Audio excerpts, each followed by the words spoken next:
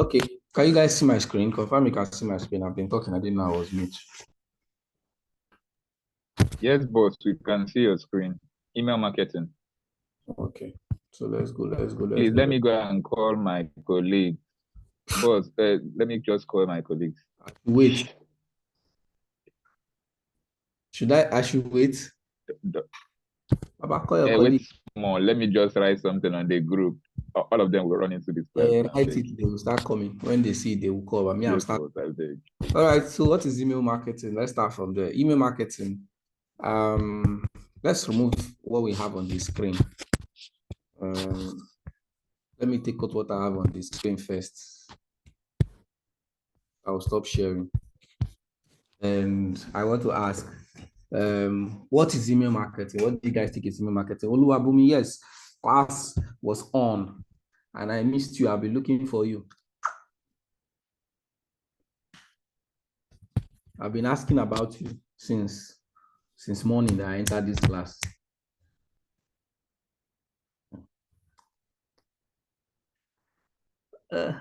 Okay. So what is email marketing, guys? From your own understanding, what would you say is email marketing? Yeah. Today, like I said, I don't want to stay too long in this class. I know people have missed me. I've missed you too. Yeah, but one way or the other, that's his life. We'll meet and we will go.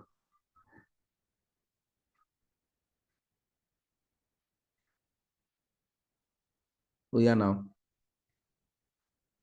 Who's giving me an answer? Sharp. From your own understanding. I'm going to share my screen, but let me just hear what you know, what you think.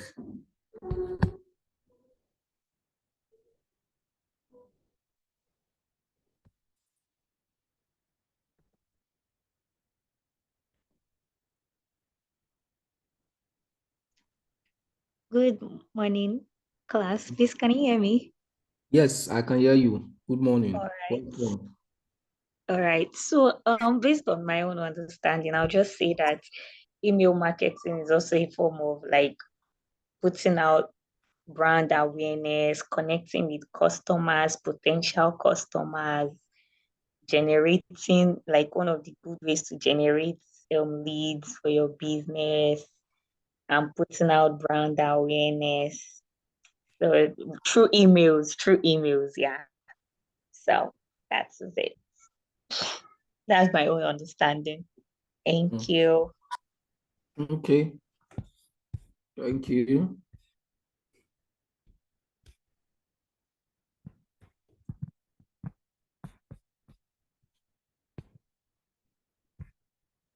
As the name implies, you people have come again today.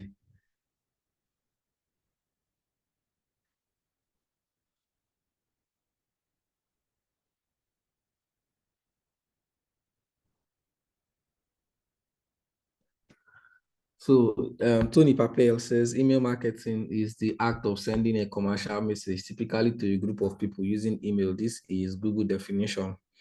Email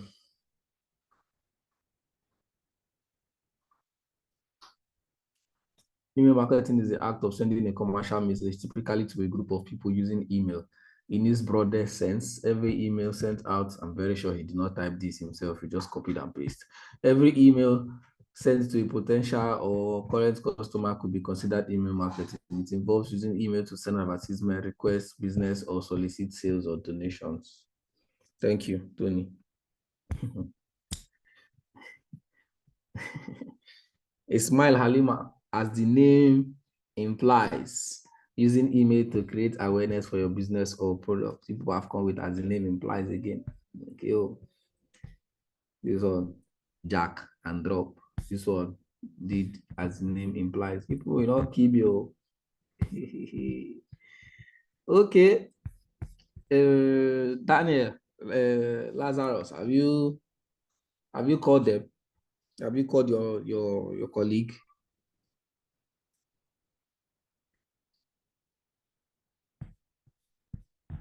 Okay. Adine Halima, okay, the second Halima has dropped her own.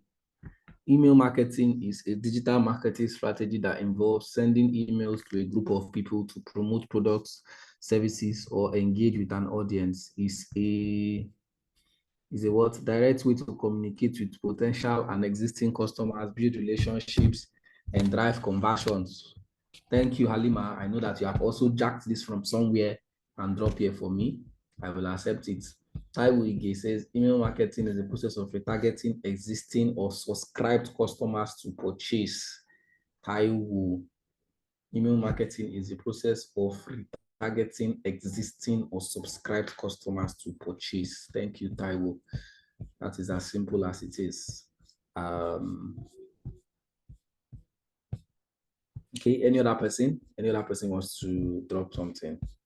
Even if you are picking it from somewhere, just dump it. Let me see.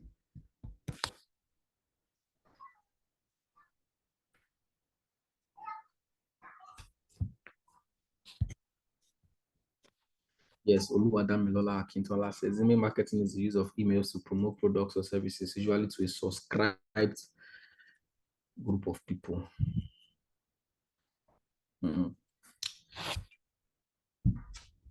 Okay. Thank you so much for your answers. Lovely answers, I will say. Very correct answers. Quite correct. All answers have been correct, right? You guys have done well. So I will share my screen now and I'll jump onto what I have. And from all of this, like I said, all the answers are correct, right? Although I think this person's own appealed more to me, Taiwo Ige and Oluwadamilola is simple and just straight to the point. It's also very correct. Thank you. So I'm going to share my screen. What of your own? Let peace reign. Your own too is good. You also appeal to me. They say instead of batting to happen, may rainfall. So let me avoid problem. Okay. So I have your email marketing, and from my own screen, I mean, you can see here, it says that email marketing is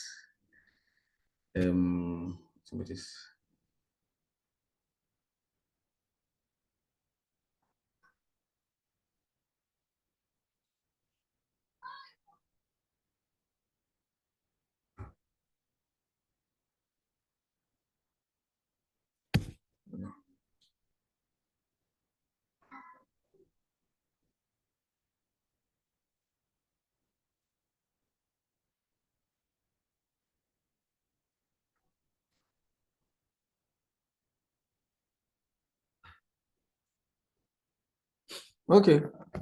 Email marketing is fundamental for retaining existing customers. So it is simply that email marketing is mostly for retaining existing customers and to nurture leads, right? That is what it is used for, mostly, right? It's an excellent way to encourage customers or existing customers, right, to make repeat purchases and also to keep your brand at the top of their mind.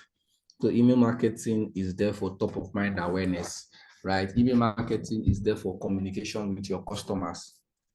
Email marketing is there for you to be able to nurture leads, right? You have people who are on your email list that have not bought from you before, and you're able to nurture these leads, right? So that they can be able to, make a purchase or take an action. It's always a very excellent way to encourage existing customers to make repeat purchases and to keep your brand at the top of their minds, right? You want to be able to keep your brand at the top of mind of your target market or of your audience. You want your customers to always remember your brand, always remember that you have products or services that you offer to them, right? And then you now send them targeted messages and promotional content for a new feature or for an existing feature or an existing feature that you want to add. You also send promotional content to new or future customers by email. So it can be new customers who just signed in. It can be existing customers who are existing on your email list, right? So it involves doing all of those stuff. So that is what email marketing is. It is fundamental for that. Now, the idea is that while these people or people who are on your email list might not necessarily need your product or service yet, right? While those people might not need your product or service yet, right? Your brand will be remembered when it is time. Your brand will be remembered when it is time for them to make the purchase. So invariably, top of mind awareness, when we say we are doing top of mind awareness in marketing, top of mind awareness is not to make a sale. Top of mind awareness is not done with the intention of having a customer to buy from you, right? At the moment, top of mind awareness is a marketing, is a form of marketing that you are doing with the intention to keep your brand at the top of their mind. Keep your brand at the top of their mind in the sense that when next they see an advert or they see something related to your brand, they will quickly remember that, oh, it is this brand, right? And when next they have an issue, when also it is used for when they have an issue that they might need to solve, right? They will quickly remember that, okay, there is a brand like this that can help us solve this issue. One moment, guys.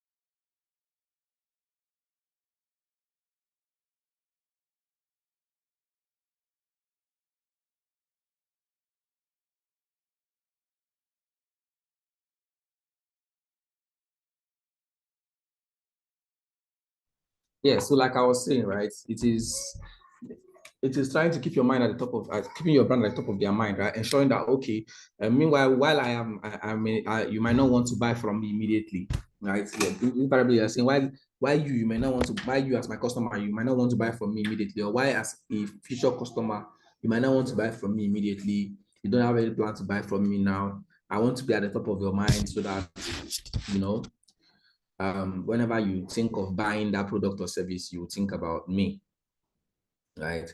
Now, email marketing offers your brand an opportunity to build a relationship with your customers and leads, right? It offers your brand, it offers your business an opportunity to build a relationship with your customers and leads. So you are building relationship with your customers and you're also nurturing the leads. You're building a relationship with existing customers, and then you're nurturing people who have not yet become customers to become paying customers, right? You're converting them from being leads to becoming paying customers. So it is very good for conversion, right? Converting people from leads to customers.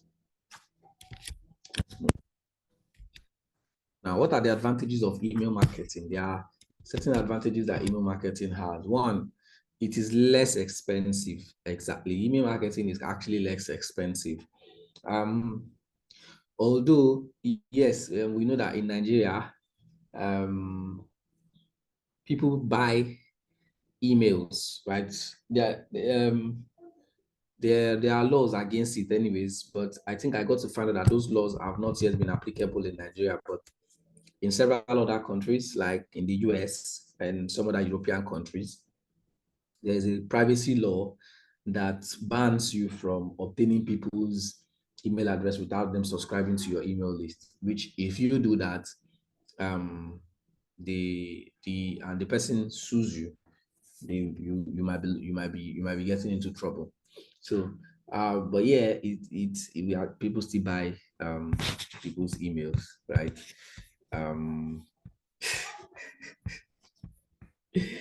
Yeah, people still buy people's emails, so you can buy emails and use them for your marketing, right? Which is wrong.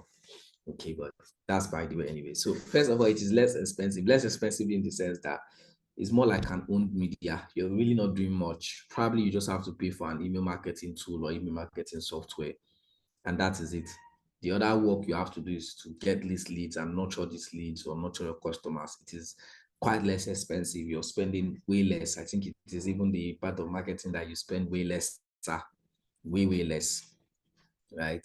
You just need to subscribe your email marketing tool. If it's even a business that you don't even need to actually get this list that much, you're even at a high advantage. Number two, it is efficient and effective. It's efficient and effective.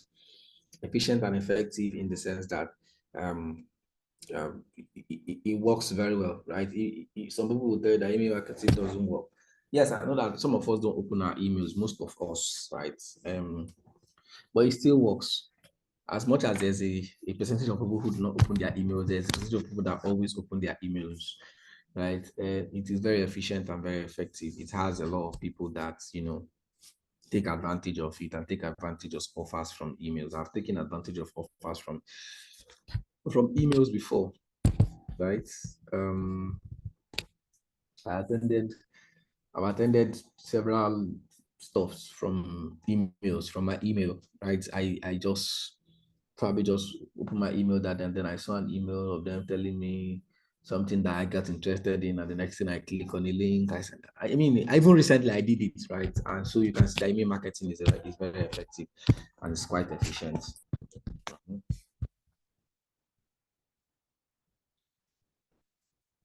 It allows you to segment subscribers. Yes, it also allows you to segment your subscribers. You can, put your subscribers in different segments. You put people in different categories. So you are going to be channeling different marketing efforts to different people, right? So people who need this product or service are going to be different from people who have already purchased or people who have stayed in your email list for quite a while. You can always put them in different segments. Now, the fourth thing here is well-targeted email campaigns can improve sales up to 50% more than other channels. And this is true, right? Well-targeted email campaigns can actually improve sales up to 50% more than other channels. If you do your email marketing well, right? So the thing is that it takes a lot of nurturing and a lot of follow-ups.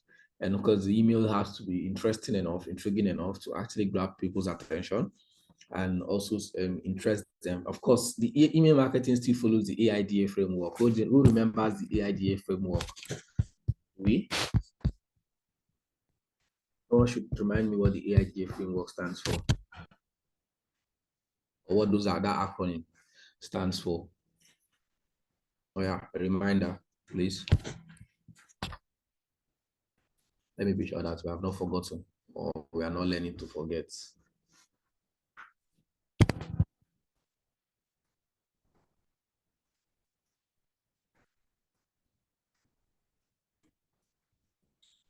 Wait to know.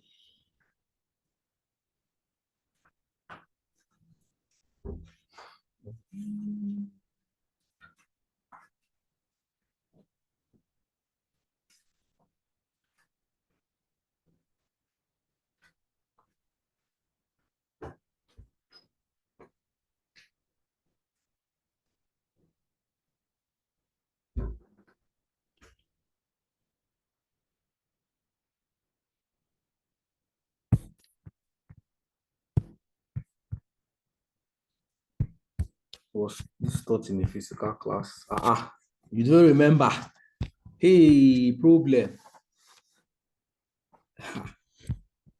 No, now, Mr. IB, like I've never attended any physical class. So that's why I was asking that was it taught in a physical class because I do not know the answer to your question. No, it was not taught in a physical class.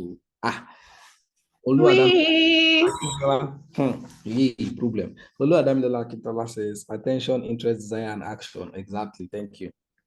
Thank you for belling the cat. Attention, interest, desire, and action. That is what the AIDA framework stands for. And that simply means that you need to capture the attention of your audience. You need to keep them interested. You have to desire a product, and then they show them where to take an action. People should not forget. Don't forget. Don't forget. So let's move. Well-targeted email campaigns can improve sales. Okay, I've read that. it helps you, it can improve sales up to 50% more than other channels. Like I just said, well targeted, right? If you do it properly, you can actually, improve sales up to 50% more than other channels. Because first of all, this is a media that you own, right? It's a media that you own. I think it's down there. That's the next thing. I'm going to explain that a little more. The next one is that it helps increase website traffic. Yes, so you can move people from your email marketing, from emails to website. You can move people from emails to your websites, right? You simply put your website URL, get them to move to your website. So it helps to increase your website traffic. It's a very good way to increase your website traffic. You move people from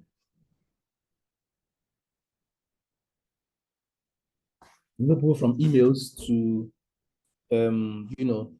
other platforms. You move people from emails to other channels so that they can be able to get more websites. You might be able to get more web traffic on your website. The next one is that it helps establish you as an authority in your industry. Yes, very correct. So the more you keep sending professional or informational emails, or emails that have to do with your industry, maybe you're exposing meets, you're telling people new things, you're making people see things from a different angle, or continuously putting out value or giving out value with respect to your industry. It establishes you as an authority. People see you as an authority in your niche. People see you as someone who knows what they are doing, and people will most likely be inclined to stick to your email and want to and will always be on the lookout for your email. So it helps establish you as an authority in your industry. Next one is that it builds excitement about new products and services. Yeah, it builds excitement about new products and services, right?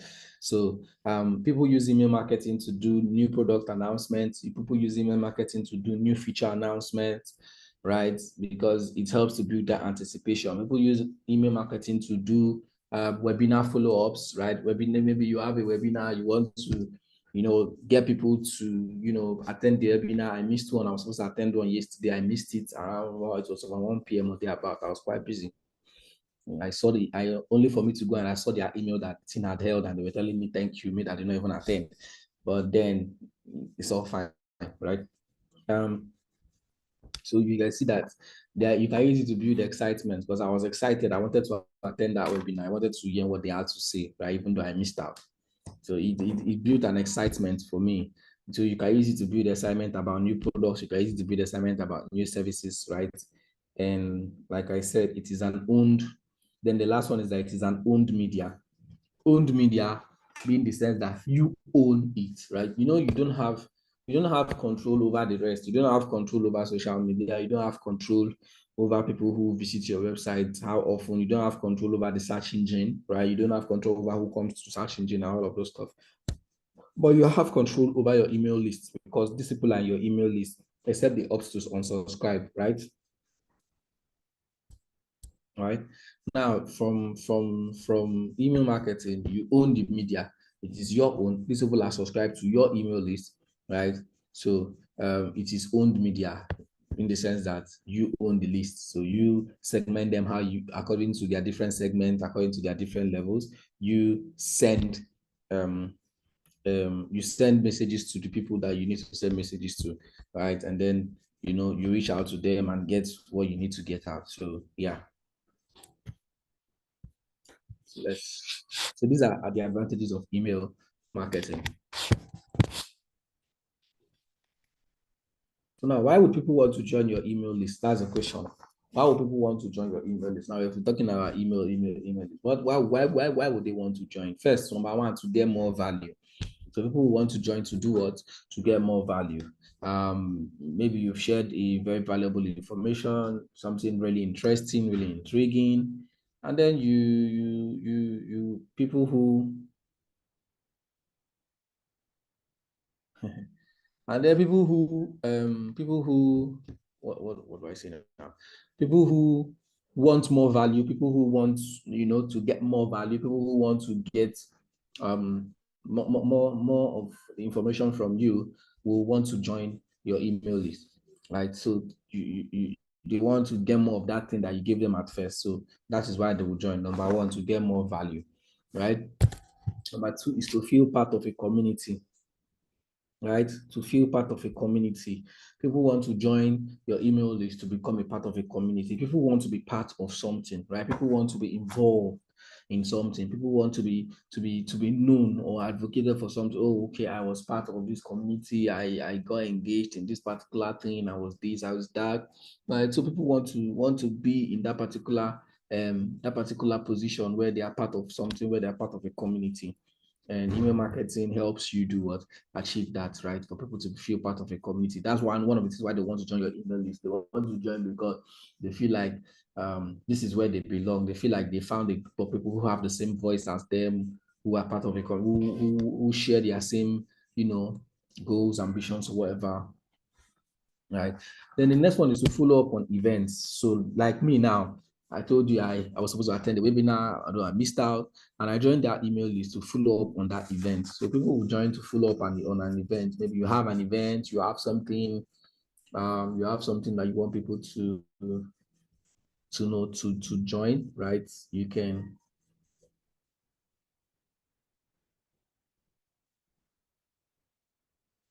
right to follow up on event. People will join to say, okay, let's follow up on this event. Let's hear what this person, or let's follow up so that we will not miss the event, right? So you are now sending them emails about the event, whether it's a webinar, whether it's a physical event, whether it's just an online event, whether it's for fun, whether it's for learning, whatever. People will most likely join an email list so that they can be able to follow up on that event, stay abreast with what is going to happen and when the event will hold. The next one is to benefit from loyalty programs. Yes, so a lot of the loyalty programs or loyalty benefits given by brands or businesses are done via email marketing. Check Jumia. But Jumia wants to give loyalty, they want to give all those their coupon codes, they want to give all of this, they send it via email. Right? Because Jumia has your email once you're registered with them.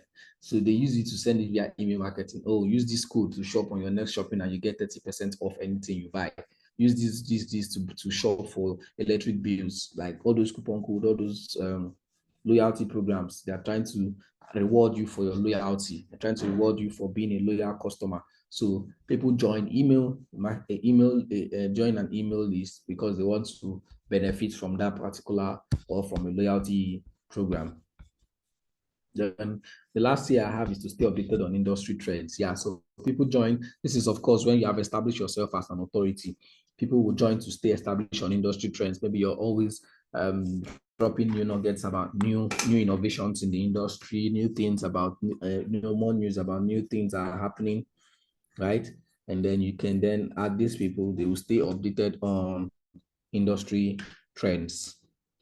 So that's another reason why people want to join your email list. Okay, so let's move forward. Now, what are the types of emails that we have? Right? What are the types of emails that we have? We have what we call automatic emails. Automatic emails, right? These automatic emails are emails that are either triggered or transactional emails. So they happen via a trigger when someone does what trigger or does something that automates. So those automatic emails are those emails that are triggered. For example, you sign up to a platform and the first thing you get is a welcome email. It's already automatic. It has been automated that once you sign up to this platform, you should get an email that is welcoming you, right? So under those trigger transactional emails, we have welcome email. We have confirmation email. Maybe you got something, they want to confirm, they send you a confirmation, automatically the confirmation comes in. There's abandonment emails. So maybe you were trying to shop and then you abandoned your cart, right? You get an abandonment email sent to you. There's reminder emails. Maybe you were trying to do something, you're trying to do something, then or maybe there's already a program, they've already automated it that okay, send a reminder after 2 or 3 days of this person staying here without actually taking this action or doing this. And then there's reactivation or retention emails. Reactivation where maybe you've been away from them for a long while, you've been away from their platform for a long while, you've not taken any action or you didn't do anything, and then they can now decide to send you a reactivation or retention email. So all of these are other automatic emails, right? Emails that are automated, emails that you get when there's a trigger, right? When something triggers it, when something happens that they need to send you an email, right? And they're already automated. Then we have promotional emails. Promotional emails are emails that give you sales information on products, sales information on products and services, right? So promotional emails are trying to promote a brand, they're trying to promote a product, they're trying to promote a service, so they're trying to make sales, so they're trying to promote those products or services. Those are what we call promotional emails, right? I'm trying to promote my service. I'm selling Dr. Egodo's Cocoa Cleanser, and I'm trying to promote my Dr. Egodo's Cocoa Cleanser so that you will buy because it used to kill yama and used to kill Staphylococcus aureus. I will now, use promotional email to push it and tell you why my Dr. Egodo's Cocoa Cleanser is going to work for you, how it is going to cure Staphylococcus aureus and everything that they claim that it cures, right? So use promotional emails to push that out, right? Then the next we have our content emails, normal content, right? Just normal trying to,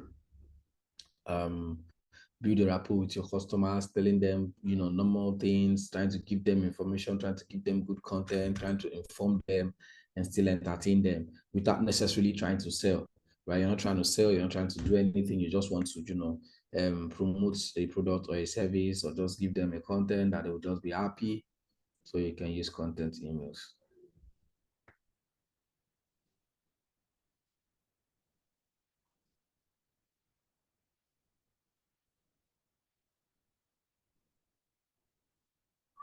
Now, the next one we have is partner emails. Partner emails where we are trying to, partner with another brand. So partner emails are, let's say I have a friend who,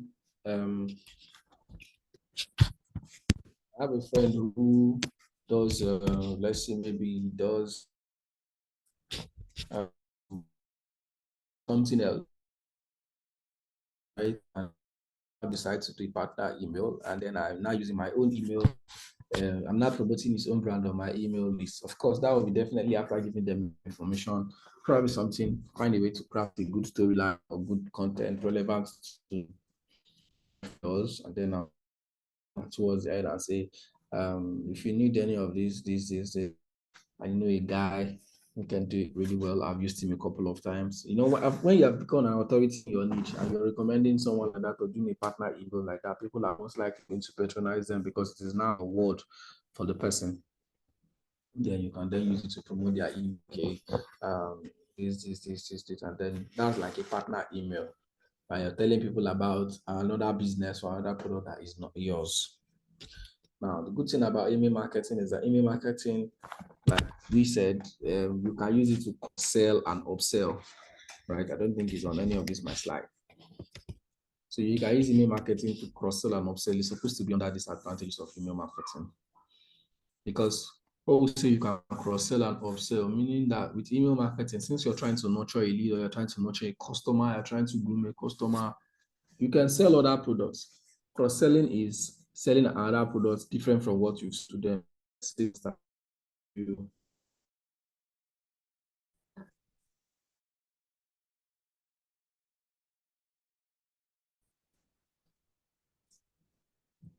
Let's say I sold you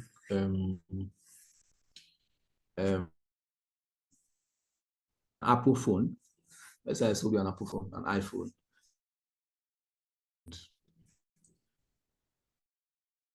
It's just that, and then I'm trying to not lead. Now, if I want to upsell, upselling is selling another product that will work very well with the earlier product that you bought. So if I say I want to upsell to you, I will now promote and sell you another product that can work very well, like the one I promoted and sold to you earlier. So I can now decide to say, okay, you bought an Apple, an iPhone, and I want to upsell, and I say, okay, I'm selling you this particular Apple maybe charger. Let's assume it's charger now, because definitely it's going to work very well with your Apple phone and it's original. and doesn't give you the features, right? So that's like upselling, and of course, definitely, I can use email marketing to achieve that. Then I can cross-sell. Cross-selling is now selling you a product that is different from what you bought before, but I still sell. So now I've sold you an Apple iPhone, I've sold you an Apple charger, upselling. Now I want to cross-sell. I'm now telling you that, oh, I also sell, but I also have good stuffs that can work very well for your laptop or for your Android phone, right? Definitely, it's not going to improve your iPhone. Let's say I'm doing it for an Android phone. I have this for an Android phone. It's not going to improve the iPhone that you improve the iPhone that you bought from me, because I'm now selling something different to you. But if you have a need for it, right, or you have someone who has a need for it, definitely you most likely want to buy it. So I can upsell and I can also cross-sell.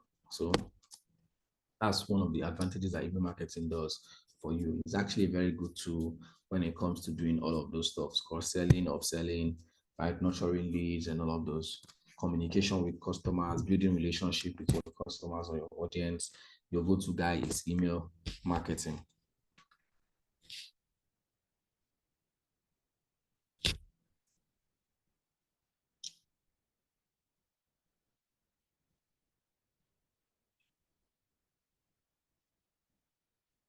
Okay.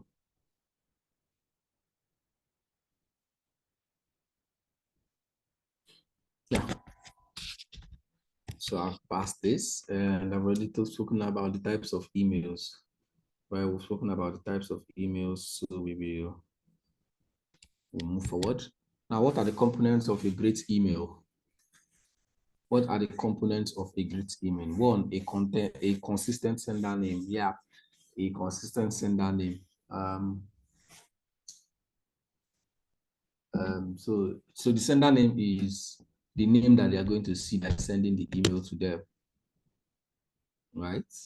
So it has to be consistent. And I want you guys to notice something, that brands of these days, brands are now trying to use a human-centered nature to appeal to their customers. Right? Brands are now trying to appear from car wise, from boats. We know who is from boats now. This one from Kuda, right? Because they are now trying to relate with you in a more human-centered format or in a more human-centered way, right? So instead of saying just the name of the brand, they are now putting names of people, right? So because the center name has to be consistent. I'm able to see name today and then tomorrow. Today they are seeing Oluwadam from the same place, email. Tomorrow,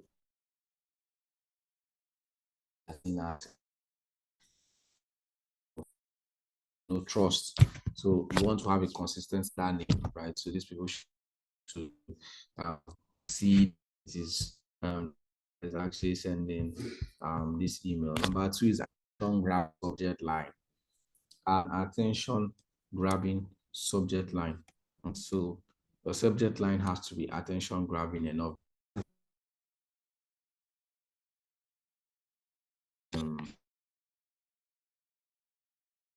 Before they open your email. Now, what's the subject line? Subject line is that you see that makes, if you want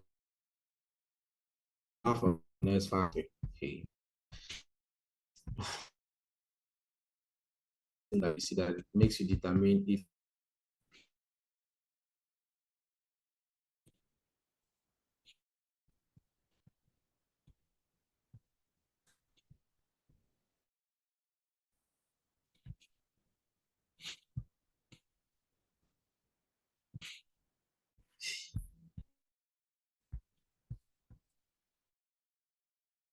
just go email.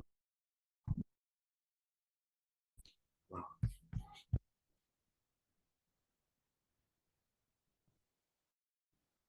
Okay. Yeah, so I want to show you guys what's it called now? The subject line is, I'm sure most of us know what it is, but I'm just going to show us, right? Because it's the very first thing that people will see when they click on your email. So this is my email. You're going to see that I have a lot of unopened emails. Yes, I am part of you people that do.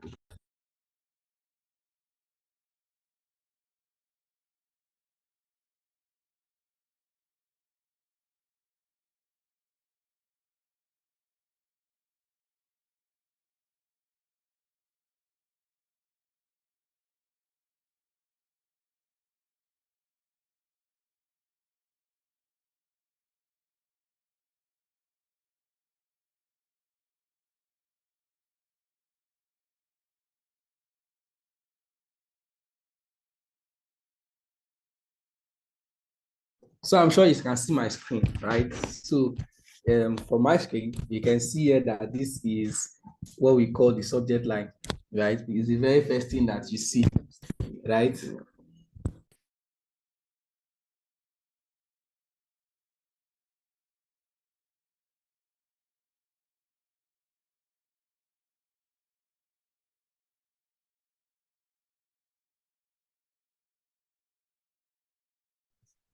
Okay, so you can see now this is the sender name. You can see a leap by DIGIGAP, Nair Patel, right? Now the subject line is this thing that you see. Can you see? So it has to be catchy, it has to be attention grabbing. Now you can see the $100 giveaway ends soon. Last chance to enter. So the environment telling me that they are doing a $100 giveaway and it's going to end soon. So you can see how they are trying to make it attention grabbing so that you can be able to, click on the email and open it. Now look at this one from Meta for Business. Want more customers, do this first, right? Want more customers, do this first.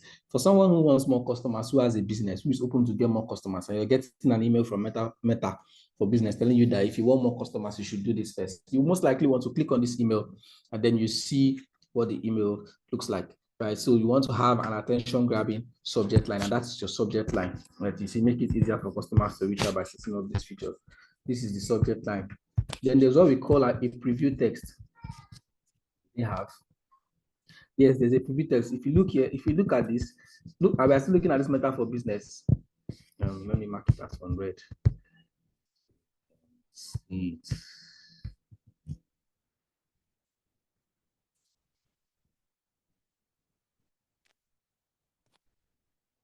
So I want you to look at this. Look at what they have here. Make it easier for customers to reach out by setting up these features. Now that is what they have. Their subject line is want more customers, do this first. But their preview text is easy to set up features to let your followers know that you're ready for business, right? Is that what they have on that particular thing? Easy to set up features. You see, it's not the same thing.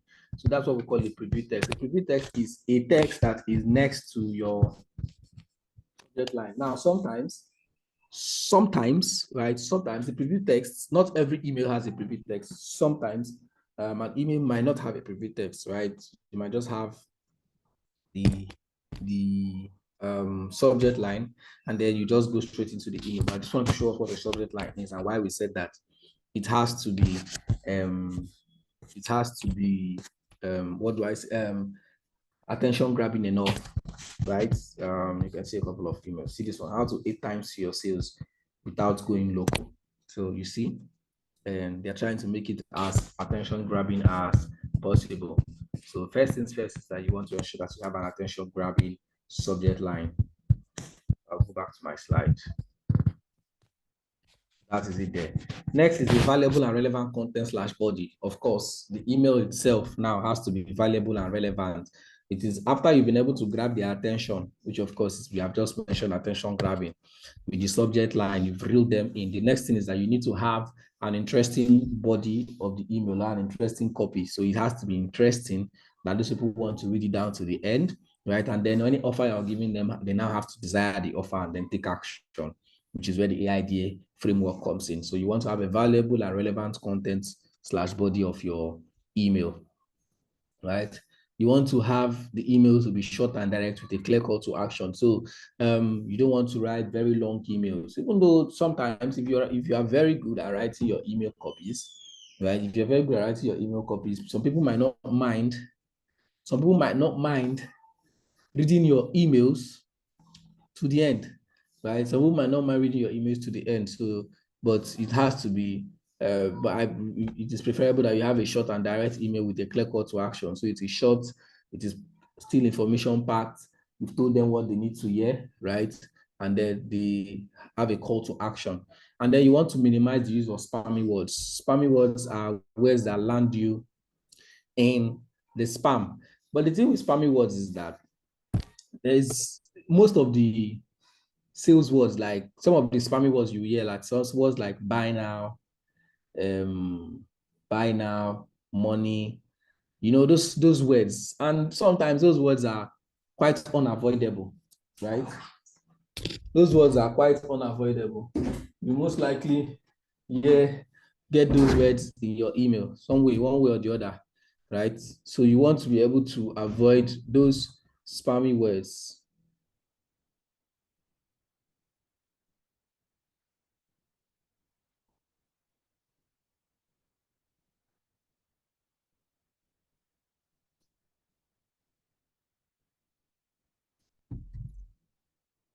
All right, so that you don't land in spam. Then the next is to minimize the number of links. You want to minimize how you don't want to have so many links that people will click. One link alone is enough, right? They should just click on one link and that's enough, right? You don't want to have so many links. So many links most likely lands your email in the spam as well, or sometimes under promotional. Is there any questions so far? Yeah, we now components of a great email. Any questions? Any questions?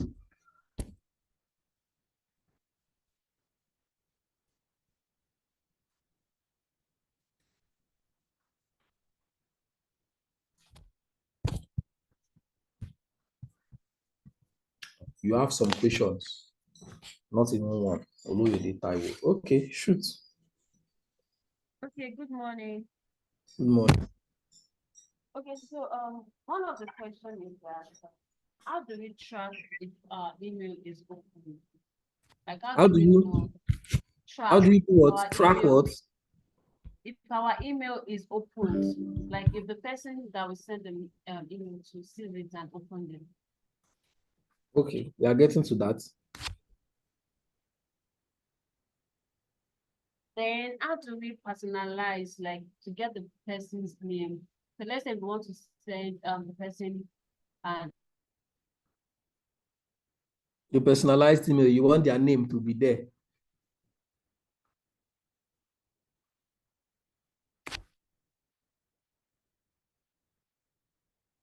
email now, like I Taiwo. So like how do we get the people name that we want to send email to? Like to personalize it. We are also getting to that. Most of those things are done automatically for you by the tool, which we are going to see in a short period of time.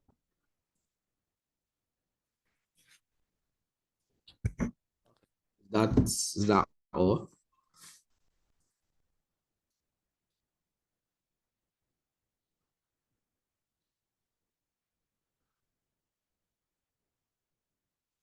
Okay. Well, I'm getting to that in a short time, in a short while. Thank you. Any other questions?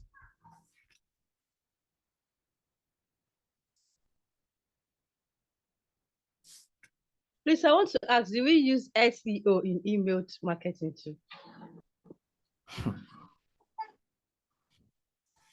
It's an owned media, so no, you are not. Not necessarily. Why do you say that it is an old media? I don't understand. Well, we say it's an owned. You've not been in this class. An owned media, meaning that you own it. That's what we are saying. So anybody who is on your email list, it is like the person is owned by their email is owned by you. You're not trying to outsource it or get it from somewhere. You're not trying to get people to come into your email list, right? You have the email list, it is your own. So if you can send them emails that are relevant. So we don't necessarily use search engine optimization.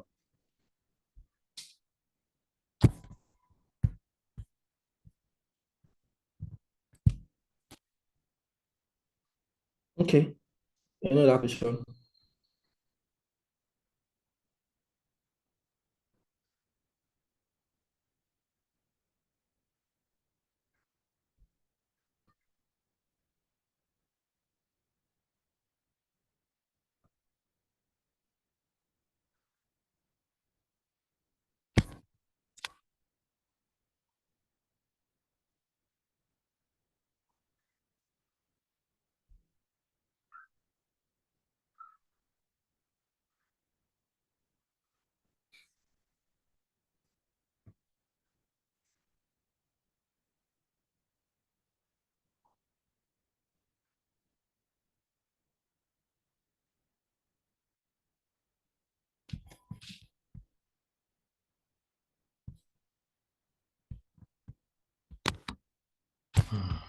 Okay, let me go forward then, since there's no other question. Now, email marketing tools. Now, these are the tools, some of the tools for email marketing. Which person, those questions you were asking me, these tools can help you achieve that. There's MailChimp, there's SendPulse, there's Sender, there's HubSpot, there's MoonSend, there's OmniSend, there's Benchmark, right? There are so many tools. There's Engage.io. There are different email marketing tools that you can use, right? So these tools help you to do your email marketing and send emails to your list, right? Send emails to people that need to get your emails, right? So these are tools that you can actually use. MailChimp is like the best of them all because you can do a lot of integrations with MailChimp. There are the rest of them who also work, but MailChimp seems to be the one that you can do a lot of integrations. You can do a lot of more work with MailChimp. System.io. Yes, I think System.io also works that way in Lorunda. Yeah, I think it does. So there are many tools. There are many tools like that. Right? There are many email marketing tools that you can use. You just need to find the one that actually suits you or works best. So let's move.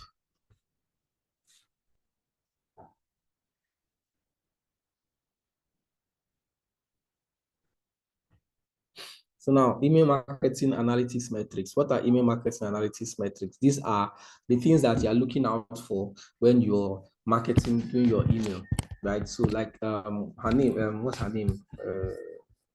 Let me check her name. I know her name, but it's not entering my head now. And the person that asked the last question or the questions like Oloyede Taiwo, like she asked, like how do you know? Like how do you know when someone has opened your email? How do you know all of this? These are part of the email marketing analytics metrics. So we have email deliverability.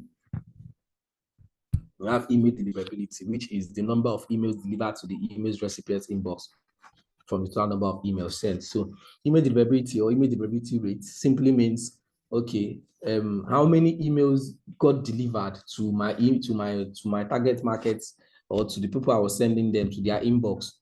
So email deliverability rate is simply saying I sent 100 emails, right? I sent 100 emails.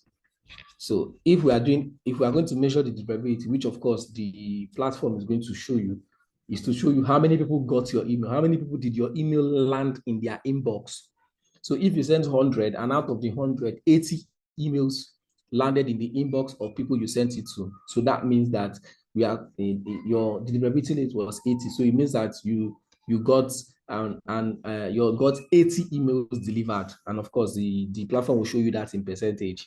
So if it's 100, let's say 100%, that means 80% of your emails got delivered, right, to the recipient's inbox out of the total number of emails that you sent.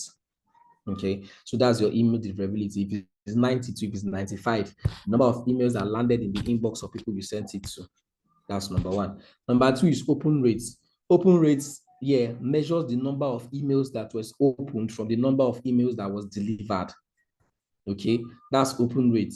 Open rate is the number of emails that was opened out of the number of emails that was delivered. So let's say, like we said, out of 100 emails, 80 landed in the inbox of your customers or the people on your email list. Out of that 80 that landed in their inbox, only let's see, let's say 70 got opened or 50 got opened. Let's say, okay, let's say out of 80, 60 got opened, right? So that is your open rate. Your open rate is the number of emails that opened from the total number that was delivered. Now remember, from the total number, you sent 100. Out of the 100, 80 got delivered to the inbox of people. Now, out of the 80 that got delivered into the inbox of your target market or your audience, rather, 60 was open. So that's your open rate. So you got a 60% open rate, right? Out of, how many that got delivered. So the next one now is click-through rate. Now, what is click-through rate? Click-through rate indicates the number of subscribers who clicked on links in your email. So if you sent, if 60 got opened, how many people clicked on a link in your email? So you have maybe a link that is sending them to a landing page or a link that is sending them to your social media platforms or wherever. The click-through rate now is how many people clicked on that link that is taking them to that particular destination that you want to take them to. That is now your click-through rate. So if out of 60% that you sent your email to, 40% read, 60 out of 60% that opened the email, right, which of course open to read. So it doesn't calculate how many people read. It just clicks the open rate. Like this Meta for Business email I just opened now, it will register for them as their open rate. Right, and so out of that open rate, if I click on a link that takes me out of my email to wherever they're taking me to, it will be read as the click-through rate. So if out of 60%, 40% clicked on a link in your email, that is your click-through rate. Then there's the bounce rates. Bounce rate now is the number of emails that were not delivered. Remember, here we delivered 80 got delivered. So out of the 80 that got delivered, out of 100 we sent, 20 did not deliver. So we are now saying that the bounce rate is the number of emails that did not deliver. And there are two types of bounce. There's the hard bounce and there's the soft bounce, right? Hard bounce and soft bounce. Now, a hard bounce means that the email address or the domain of the domain name is invalid, right? So for a hard bounce to happen, it means that something is wrong with that email address. Something is wrong with the domain name, right? You should find a way to remove that email that is not working. So let's say the email is wrong. So a hard bounce can be caused when the email name is wrong. So let's say maybe, for instance, the email I'm supposed to send it to is ugochiaja@gmail.com. Ugochiaja with one H. And then maybe I in the course of inputting it, or maybe I don't know, one way or the other, the email I got for Ugochiaja was now ugochiaja@gmail.com with Aja having a double H. And there is no email like that has a double H, right? It will be a hard bounce because the email address and that domain is invalid, right? Meanwhile, a soft bounce, why your name? It's your name that entered my mouth now. What's your problem? Meanwhile, a soft bounce means that there might have been a temporary issue, or there might have been temporary issues that did not let the email to get delivered. Temporary issues like maybe their email inbox is full. That's one of the most likely temporary issue. So maybe their email inbox is full. So if their email inbox is full, it's going to come in as a soft bounce, right? So what happens with soft bounce is that the moment the issue is resolved, the email will get delivered, right? So if it's maybe their inbox that got full, the moment they delete some emails or clear out their Google space, they will have space to receive more emails. Excuse me. Hope you understand. Then there's unsubscribe rate. Now, unsubscribe rate is how many users that opted out of receiving your emails. How many people unsubscribe from your email list? Now, how many people clicked the unsubscribe button? So there is a law that states that for every email that you send out, there must be an unsubscribe button. There must be an opt-out button. There must be that place for people to choose to unsubscribe from your email list or from receiving emails from you if they do not want to receive anymore. right? So that's the unsubscribe rates, the number of people who opted out of receiving your emails by clicking the unsubscribe button. Then there's the conversion rate. This conversion rate means the number of subscribers that took an action after clicking on a link in your email, right? So they clicked on a link and then they took an action. That's the conversion rate. They were converted, right? After clicking on the link, after the click-through rate, they now did what? Got converted. So that is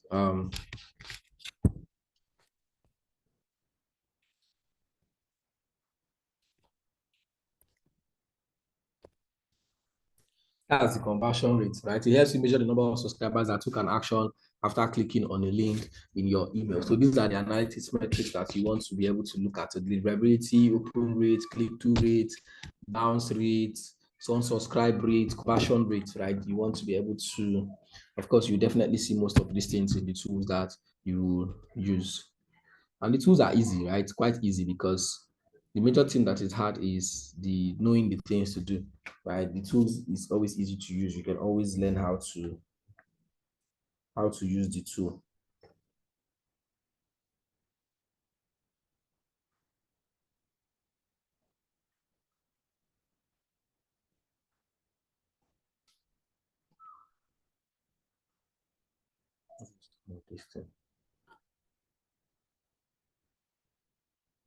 Any question?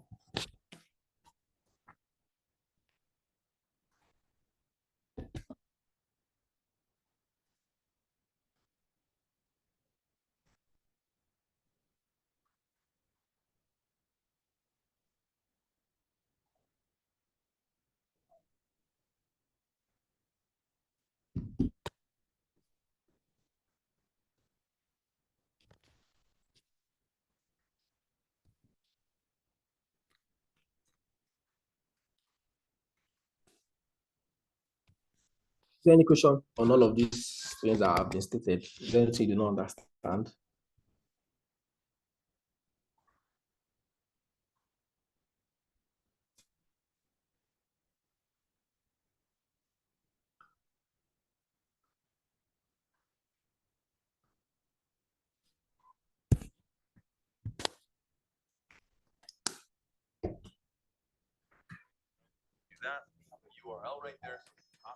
Okay.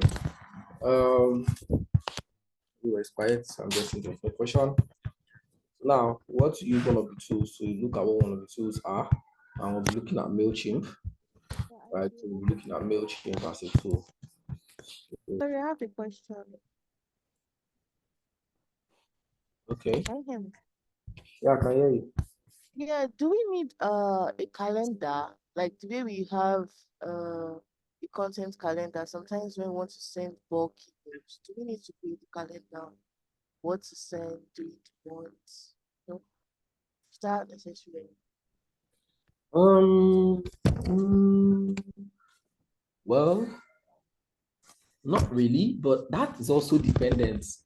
Just see if you have an email sequence, that is, if you have an email sequence, maybe you have already that's also possible. We will not necessarily call it a calendar, we call it an email sequence.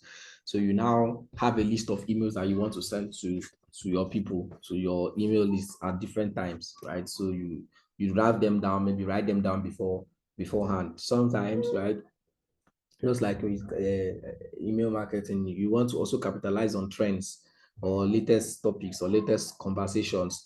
Those kind of things improve your open rate more, right? Let's say, for instance, what is trending now in Nigeria itself? What is trending? Okay, this morning now I saw a news that the federal government have reduced have set a limit for people that will for writing WAEC. So the limit for writing WAEC now, the age limit for writing WAEC is 18 years, right? And that's also the age limit for JAM. So it's going to start from next year. So invariably, they are saying that if you're not up to 18 years, or a child is not up to 18 years, the child is not going to be allowed to write WAEC or get admitted into the university. And ASU are in support of it. I think I saw ASU is in support of it. Only Nigerian Union of Teachers are against it, saying that there are some exceptional students. So are you going to deprive them of going to university just because they don't meet the age limit? And all of those kind of questions, right? So that's like a topic that is hot, like it's a hot gist now. And if you have, let's say you have an email list, of course, it has to be relevant to your own target market. You can start off with that, right? Find a way to incorporate it into your subject line in a very good way that will encourage people to open, and they have an open rate. So that's more like now taking advantage of a trend, right? To encourage people to open your emails. But like you said, if there's a need for a calendar, we won't call it a calendar, we'll just call it an email sequence. So maybe you have a sequence of emails that you want to send to people at your list at different times. So you can write them down and have them outline and then send it to them later. I think I have an email sequence I was writing one time for, that was a long while. Okay, for we starters, like how do we push out the mails to plenty email receivers? Like how do we know? I don't know. Like I don't know if you understand me though. How do we know what? How to Like push how out? do we yes, how do we push out the mails to do we just select random email owners, or like do we just select random email addresses and just send out our mails, or Okay, hold on. I'm coming to that now. So I want to, okay, you see on my screen.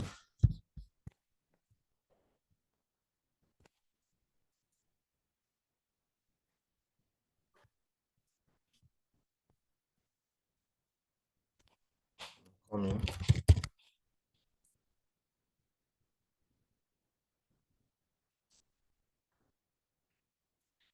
So to answer your first question, I'm going to share my screen. I want to show you something. I think this was far back as I can't remember the year.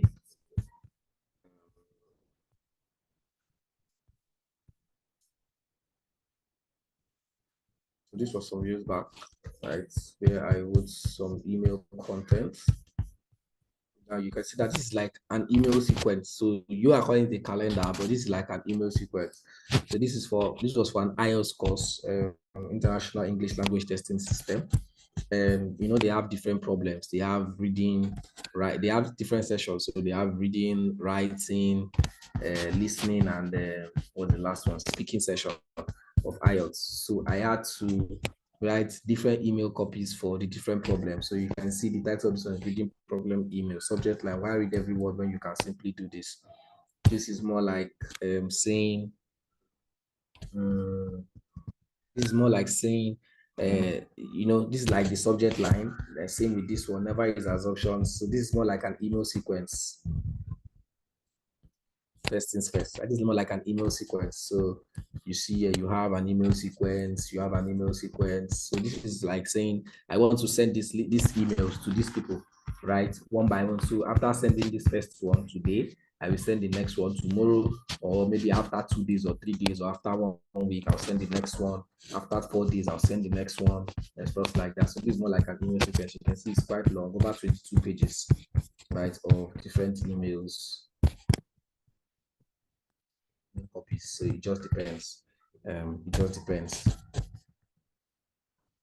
All right, so let's go to, I want to head over to MailChimp, show you and answer some of your questions that you have been asking, because the first are very forward. So let me open MailChimp.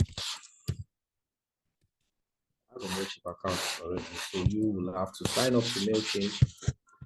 Right, so I'm going to click on MailChimp. I'll log in. So to sign up to MailChimp is quite easy. All you have to do is you have to sign up, normal MailChimp signing up, right? This is to log in. I already have an account here.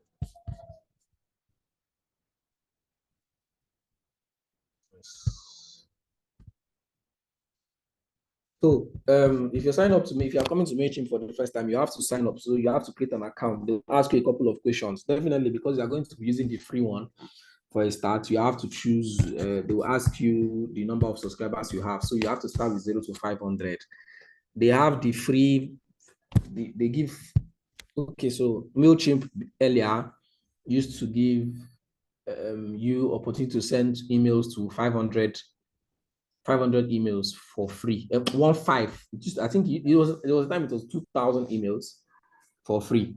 So you could send emails to over 2,000 emails on your email list for free, but they reduced it to 1.5 from 1.5 to 1,000, and currently it is 500.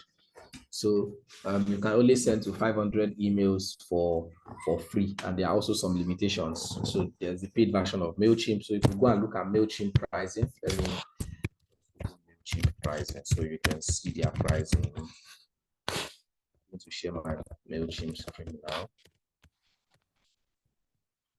So let's look at MailChimp pricing plans.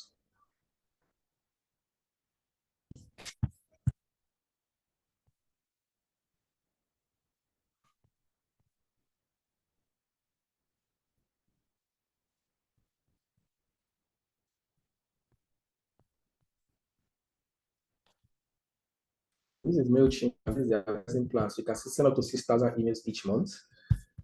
Contacts 500. So you can see here. So if you are choosing for the free plan, you definitely be choosing 0 to 500 contacts. Yeah, there's also the paid version where you have to pay. Of course, definitely premium and premium is there. So there's a standard plan. You can see this premium, send up to 150,000 emails. So you can have, so for the free plan, you choose the 0 to 500 contacts, and you can send a few emails for free, right? If you go above that number, if you want to send up to 6,000 emails per month, you can now pay for this their standard plan that starts at $10 for 12 months, right? You can see the prices. This is premium, 10,000 emails. So you can see here that why they are recommending standard. So if I go to MailChimp sign up, which I already have an account, right? If I go to this is login, I already have an account. So if I go to sign up, try our standard plan for 50% off.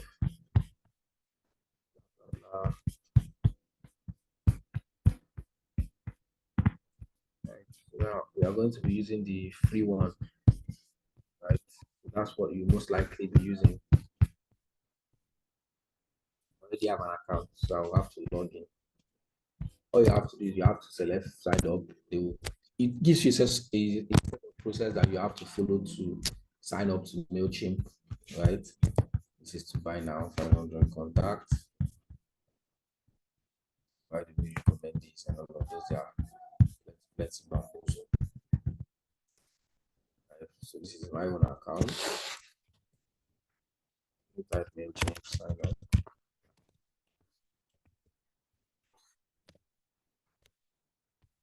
So sign up a free account on MailChimp. If I click on that, so you see, they start asking you for this information, right? Business email. You put a business an email that you want to use. You put your username, and then you select a password, and then you click on sign up, right? Then you click on sign up. They'll take you to where you can now begin to select your plans. I already have an account, so I'll log in instead. They'll take you to where you're supposed to select what kind of plan you want to use. You choose 0 to 500. Let me see. I already have this email here, so I don't think it will even work. Right. I don't think it will work, but let me just try. I already have an account.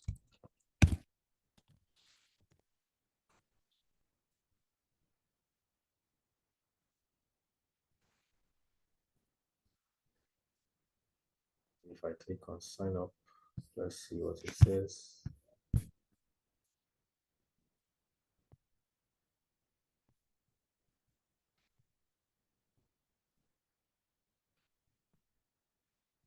I use my email as the username. Okay, so they'll send you an email, so you have to open your email to see the email.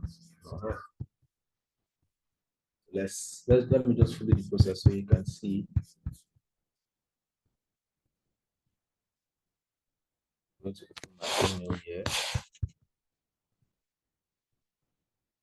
I can be able to activate my account.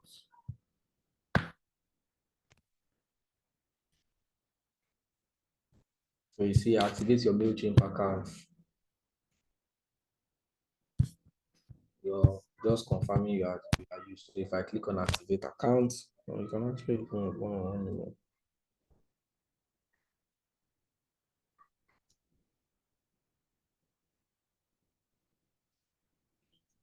Yeah, you've activated your account. So the first thing, they will now start asking you for your first name, your last name, your business name, right? You can always change most of this, your phone number. So I can say my first name is this, business name is, let's say, DIGIGAP.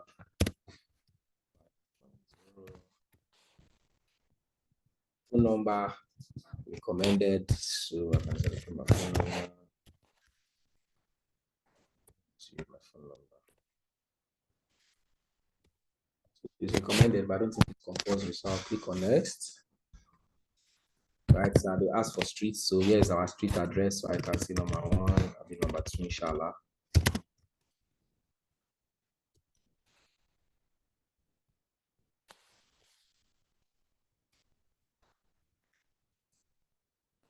The map has already showed me the place, address line. So if you have anyone, you can see automatically it brings out the zip code, the city, Nigeria, and the province, which is Lagos. So I'll just click on next. So you just be following all of these steps.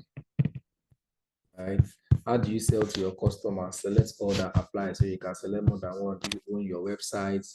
Do you have a physical location? Is it a consultation process? Is it social media? So I can just choose own my website. I can say physical products as well.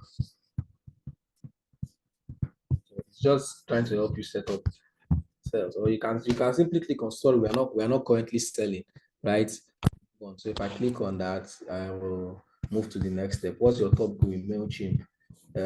Do you want to be able to drive sales revenue or conversions? Do you want to send emails? Do you want to grow my list of subscribers? I can choose this. I can also choose this. Okay, you can choose one. You can choose one alone. So what do you want to be able to do? Do you want to drive sales? Do you want to send emails? People find helpful or entertaining? Do you want to grow your list of email subscribers? So they will use it to give you recommendations. So you can skip it, right, and do it later, or I can just click on this and click on next. Now, what are the most important features for your business? You use your selections to guide in the platform. Select order, apply. So let's say email templates. I can still skip this, right? SMS marketing, automation. So you can see different things. So they have a lot of email templates that they will give to you. You just have to redesign. There's forms and landing pages where you can create a form and landing page. There's AI generated content, CRM, SMS marketing, automation, optimize sense. I'll just skip all of this. I'll just skip this and move to the next thing. Now they want to import your brand. So they are asking you to put your URL, the URL of your business, that's the email of your brand, so that they can import certain things, features from your brand. So let me copy this on our website and let me put the URL there. Let me see. All right. So if I click on next, skip, I click on next.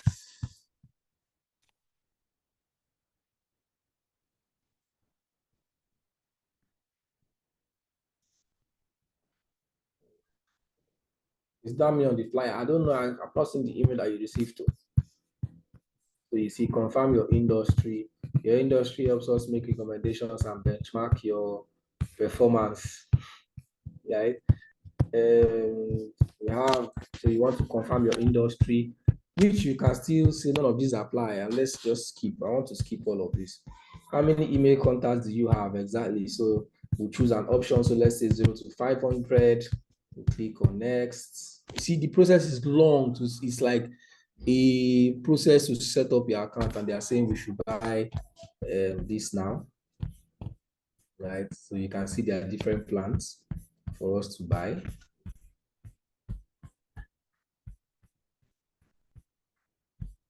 But we don't want any of their plans. Instead, I have to remove free. So I'm saying this thing looks like this. So the free one is supposed to be here, which is the first thing. But the way I'm looking at it, okay, look at it here exactly. It used to be here. I've moved it to this place. So you can see here all the basics for business who are just getting started. $0 per month, free, right? So you can see monthly email sent. So 1,000. They've increased it back to 1,000. That's nice. Now you can send emails to 1,000 contacts in a month, right? Users, just one person can use it. audience, you can only have one audience. Email support for first 30 days. That's when you can get your email support only for the first 30 days, of course, free. Creative assistant limited, reporting and analytics limited. So you see there are a lot of limitations for anything that is free, definitely. Forms and landing pages are available, 300 plus integrations are also available, right? But you can see the rest of the other plans and you can see the things that those people have. You now cannot have all of those kind of things. We don't have journey points and all of those things, right? But since we are going to just be doing for the class, we'll just select free, which of course is what you will also select. So we'll click on continue free, and then they are going to prepare your account for you.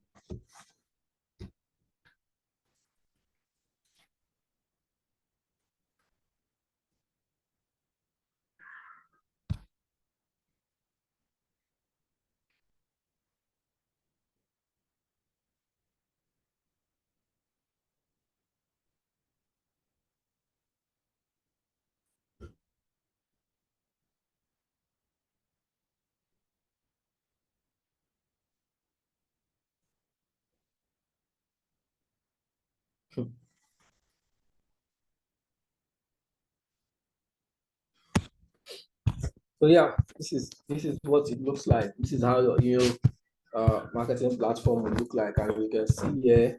I mean, they've changed some of their interface. You can see create, you can see campaigns, automations, audience, analytics, website, content, integrations, right? A lot of things. So that for the person that was asking me about analytics, this is where you see your analytics, right? If you sent any email, you're going to see them here. Okay. From that. Put your data to work, update to standard plan. You can see monitor performance. Can you see what you will see? If you send an email, you see who was asking that question? No, it didn't Taiwan. You can see number of total sends, right? The open rate, the click-through rate, the unsubscribe rate. You'll be seeing all of them here. Right? And you can even see it in a graphical format, the click rates, you can see conversion funnel, channel breakdown, you can see delivery, right? People that how your email was delivered. So this is your analysis session. That's your marketing dashboard. You can see reports.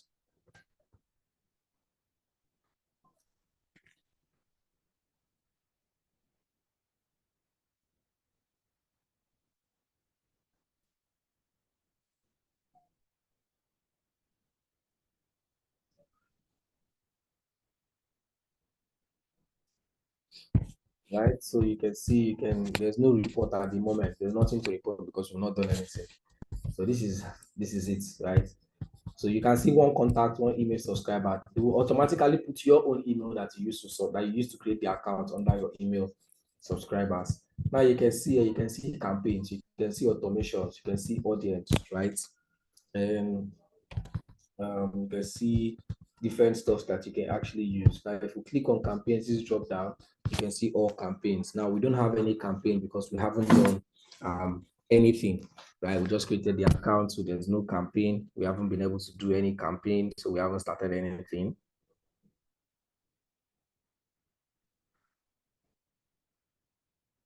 We'll be going on break at 12. Now there's automations. Now, if you look under automations, you can see journeys, you can see some of all of this stuff, right? There's audience where you can add your audience. Now under audience, we have audience dashboard, all contacts, sign up forms, tags, segments, surveys. You can create a survey from here, right?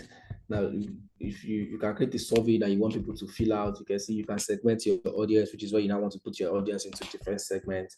Now there's sign up forms. If you click on sign up forms, right, you can see here that we can create a sign up form. Now I know that sometimes when you go to website, you see a form that pops up or a form that comes out on the website, either embedded or whichever, right? This is how you can create that form from here. So you can see transform site visitors into email subscribers, right? Get your audience with customizable forms while gathering data to personalize your marketing. So we can create a form that people will fill, right? When they visit our website, you can see pop-up form. You can create a pop-up form. You can see embedded form. You can see a landing page. You can see contact form, respond to customers directly from your MailChimp inbox. So there are different ways at which you can do it. So you can see create new form. So if I click on create new form there at the top, it will open up for me to still choose what type of form I want to create. There's embedded form, there's pop-up form, right? Create a form that can be embedded to any site. There's pop-up form, capture email and or SMS contact with a pop-up form that can be added to any site. So if we click on create a pop-up form now, what is the pop-up form name? What do you want to call that form name? So let's call this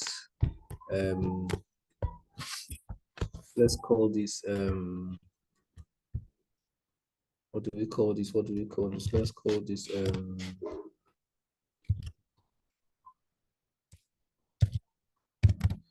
let's just say join. No, let me not call that join us. Let's see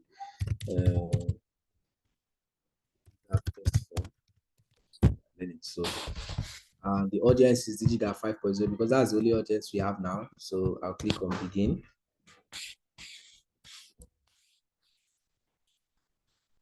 Right, and then we can begin to create our form. So you can see connect your website to publish your form. So after creating your form, you have to connect your website to be able to publish your form. Right, so let's click on email sign up. Right, so this is what the form will look like when it appears. Then if we click on email sign up, you can see email. Right, so this is required. They will have to put in their email. Then we can add let's say first name. So the person will be required to put in their first name, and then we can click here and add last name if you need last name, right? And then let's say birthday. Birthday is quite important, right? So this is like our form, okay? And you can see get exclusive. You can edit this to what you want. Get exclusive updates and offers. That's their own text. So we can decide to see join, let's see, become an exclusive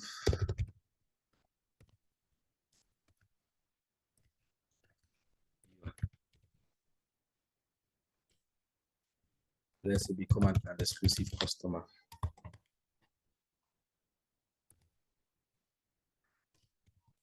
Email lists. Now, I might decide to add this or not.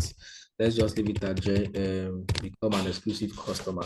Now you can see this. I can, edit it to suit whatever I want. I can remove it from bold, make it italics, remove it from italics. I can change the color, right? I can make it blue.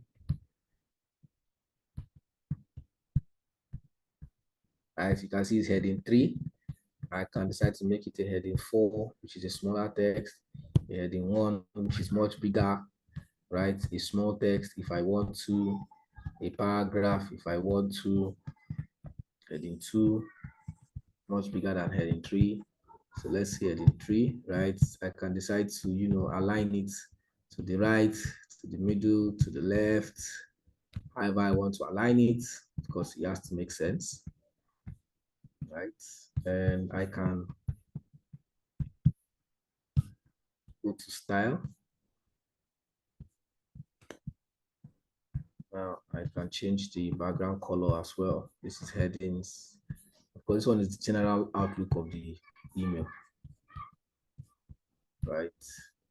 And then I can do all of those changes from here. Now this is my email. Now I can add a description if I want to for the email. Let's see, description like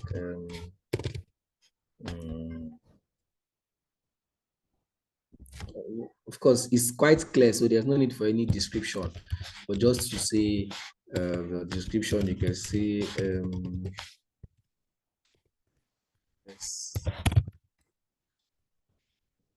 let's just say we will use this to reach out and on exclusive. So I just added a text, right? So people will know, okay, this is it, right? And then there is the same thing with this one. Now, if I have to make this required, so they must have to fill it first name, last name required, and then birthday as well required. So they'll fill in their birthday, right? So you can see the audience field. Now you can see other things. You can decide to change this from birthday to company, right? If you want their company name, you can decide to change it to address, to phone number. Of course, definitely, most likely you're not going to use your phone number for really doing anything, right? And then there's the bottom here where you can add a disclaimer text. So that disclaimer text is to tell people, let's say we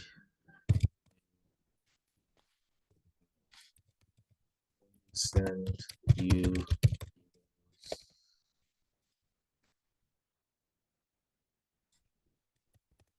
signed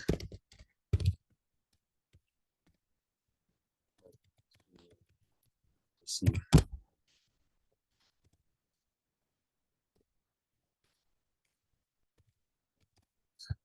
out anytime, simply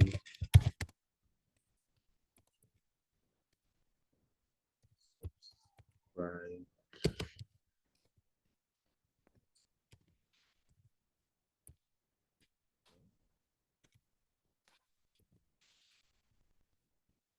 We just added that, right? This is a paragraph. It's a paragraph.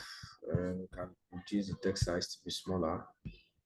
Like it like that. It's not in bold. I can decide to make it a small text again, because definitely it has to be smaller. Right. And then you can see the text. I can decide to change the text color, like I told you, right? So you can edit this to your taste. Edit this to your taste. Now, this subscribe button, you can see you can edit the subscribe button. How do you want it to look like? Do you want it small? Do you want it on the right? Do you want it on the left? Do you want it to fill the screen? How do you want it to look like, right? You can do that. You can see the text that is inside the button. What do you want the text to be? You can edit the text. You can change it from subscribe to maybe join us, right? Or maybe sign up or whatever, right? Join us, sign up, whatever you want to change it to. You can still edit this. You can replace this picture if you don't like it. Right? You can see you can change the picture, you can replace it, you can delete it. If I click on delete, right? You see it. Then there is, of course, now this is you editing the form. What your form will look like when it pops up on your website, right? Let's go to settings and let's see. Now you can see display immediately. Where do you want the form to display on the website? Is it immediately? Is it after 5 seconds? Is it after 20 seconds? Is it when the person scrolls to the middle of the page? Is it when the person scrolls to the end of the page? Is it when they want to exit the page, right? That's your settings. Then there's don't show again after how many days? 5 days. Close success message after 3 seconds. So this is the page where the text, right? Now, after they put in their email and their name and the information you want, there's now the success page. So the success page is the next thing they see. This is the first thing they see, right? The next is this, and then the last is the success page. So the success page is what do you want them to see, or what message do you want them to receive after signing up, right? You can see thanks for subscribing. You can change it to let's say congratulations. Something exclusive. I can say congratulations. You're now exclusive.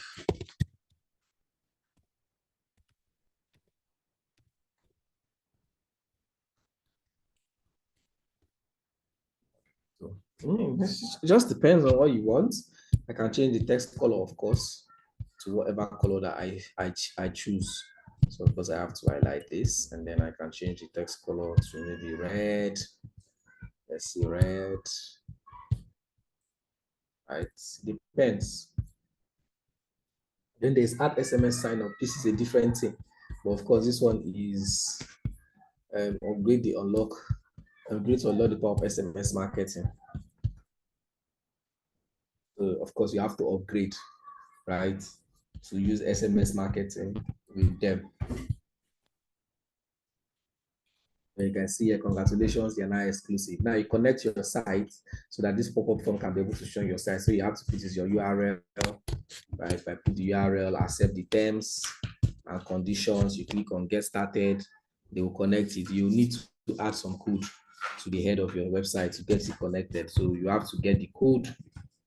If you have an e-commerce store, check out the get website connected. So you just have to follow this process from here and connect it to your website. So if you could, just like ours is WordPress, you can look for the code. If you check out if you click on check out our integrations, you look for WordPress, then you get the code, you click on get started, right?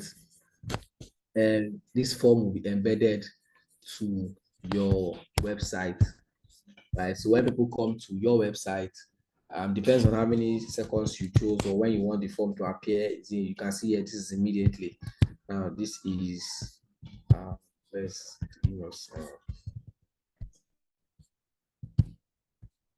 this is where do you want, how do you want the form to be positioned, middle or slide?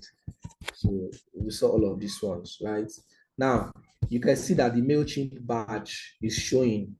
So the MailChimp badge will always show so far as you have not subscribed. So you can see here, you can see show MailChimp badge. It is we can't click on it, we can't turn it off, right? Because if you do, you will not be able to, you have to subscribe to be able to remove the MailChimp badge. So far as you're not subscribed, MailChimp badge will show on everything. Now you can see we recommend keeping the mobile banner enabled. Displaying the may negatively impact your website's SEO, right? So this one is you want to keep up the mobile banner, which of course is not advisable because you want your website to, or the forms to also appear right on mobile, because people will not only be viewing your website from this thing, what's it called, from a laptop, they will also use a mobile screen, right? You can replace this image. If I click on replace, I can look for uploads. You can see uploads. I don't have any uploads, right? The Google integrated with Canva, so you can go to Canva. You can upload your images, right, to this place. There's it. So if I click on upload to open my computer system, and I can see I want to add an image. Let's say I add this. I don't know what it is, but let me add it.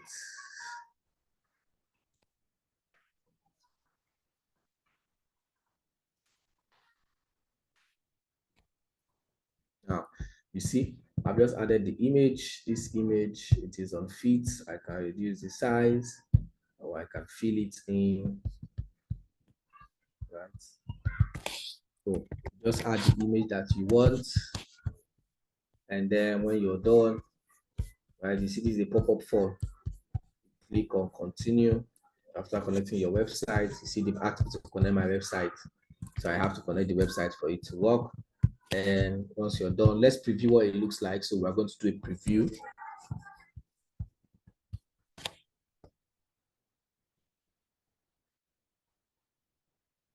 Now you see, I show side. So you see where it slid from? It came out from the side, right? You can see what the form will look like when someone comes to our website. So they put in their email, put in their first name, put in their last name, put in their birthday, and then they click on join us, right? That is, I can now check the mobile view, how it will appear on a mobile phone. So you see, this is how it appears on a mobile phone. If I click on join us, you see the next thing that appears. You see how the image shows on mobile, right? You click, you select. If I click on join us, it takes you to the last page. Congratulations, you're now an exclusive. Let's see what it looks like on a laptop. So you see what it looks like. If I click on join us, congratulations, you're now an exclusive, right?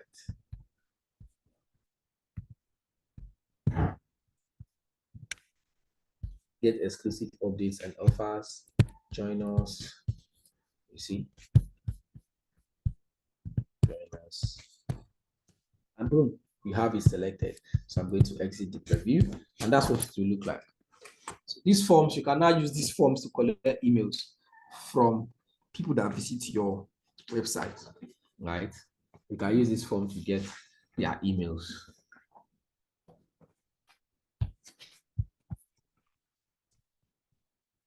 You can also give something, right? The best way to get something from people is to give them something back, right?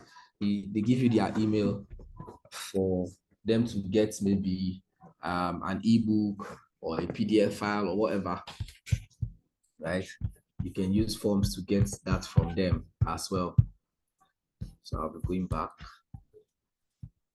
Is there any question as to how we created this pop-up form?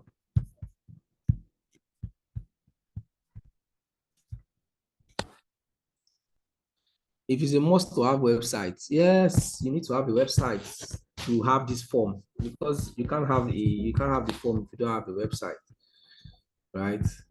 They're asking me for a survey. So that's a pop-up form. Let me click on sign up forms again.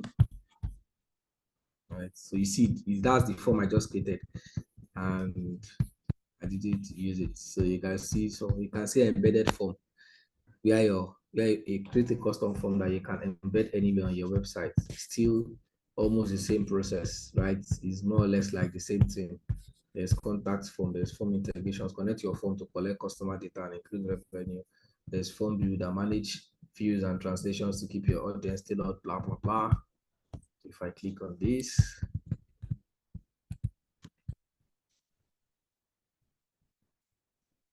right, you can see embedded form name. It's still the same thing. So you can still call it DIGIGAP. It's supposed to go by, say, brick by 12, look at the time. I call it DIGIGAP text again. And I click on begin.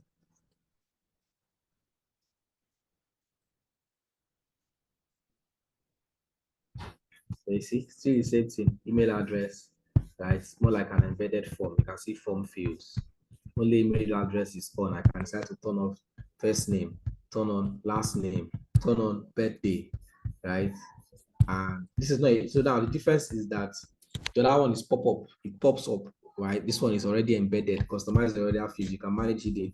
So this one is embedded on the website. So once they come to the website, they'll be required to fill in some of these forms, right? You can see help text and all of this stuff.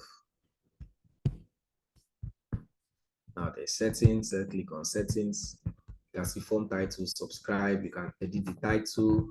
So if I don't want to subscribe, I can say sign up.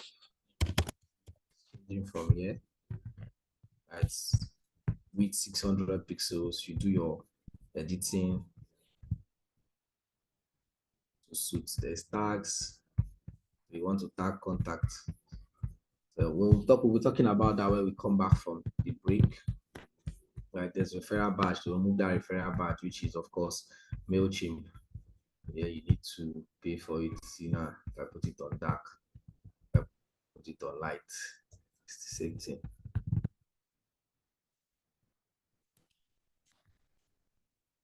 Upgrade to focus on your brand. Upgrade to remove MailChimp. Yeah, I know. Yeah. Right. So these are the fields you want. Do all of those things. Manage your GDPR marketing settings, preferences. So if I click on continue, now you can see you embed the form code. This is the code. Copy and paste this code in your website's HTML where you want the form to appear. Like this, now you copy this code. Of course, if you have a developer, if you have a good website that you copy the code and they are going to paste it where the form is going to appear, right? And users will be able to fill the form once they come down to your website.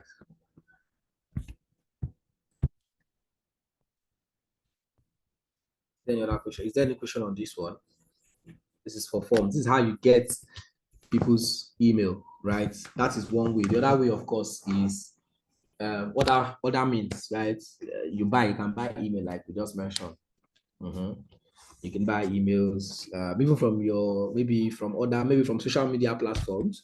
Maybe you run an ad and maybe you use a lead form, right, to generate lead. You try to generate lead. You get people to submit their emails, right? Their name, their email, and date of birth, or whatever information you get from them.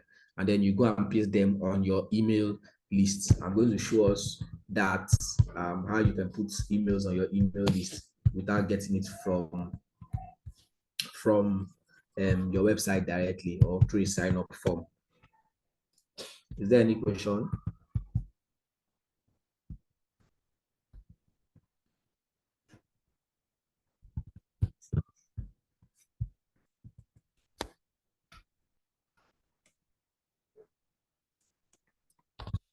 Is there any question?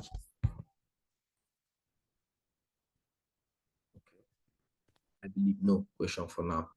Okay, this is 12:11, so we'll call it 12:10. We'll be going on a break. We'll come back by 12:45. Yeah, 12:45. We'll be back. So you saw copy there now. It's not for you to copy the code. If you know how to, if you go to WordPress, you can Google it now. Copy the code. Google how you can add it to your website, and you add it there. The last time I copied code from, we did a class on Google Analytics. Is it not the same thing? You copy your code from Google Analytics platform, go and paste it in at your WordPress website using header footer code manager. You can always go to Google and say, how do you embed a website form from MailChimp on your WordPress website? There's a lot of information online and you can get it.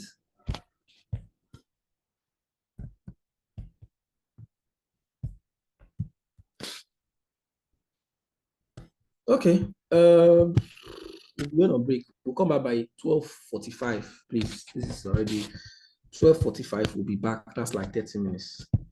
And we'll come and round off on this. I'll show you the remaining things I need to show us, and then we'll call it a day.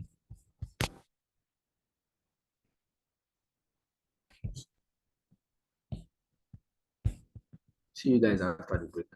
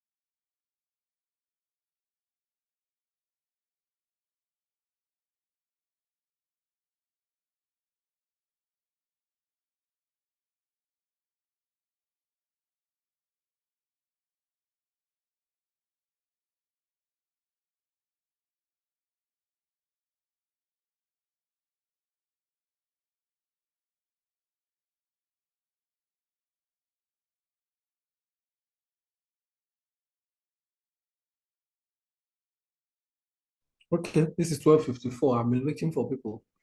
And I can see only 13%. So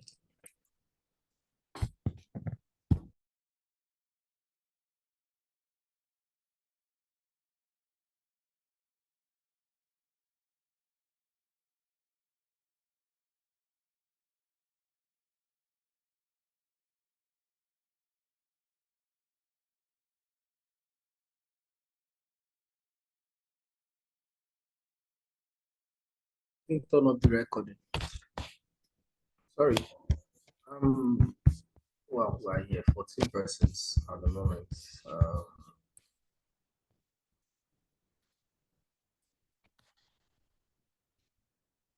We'll have to just continue.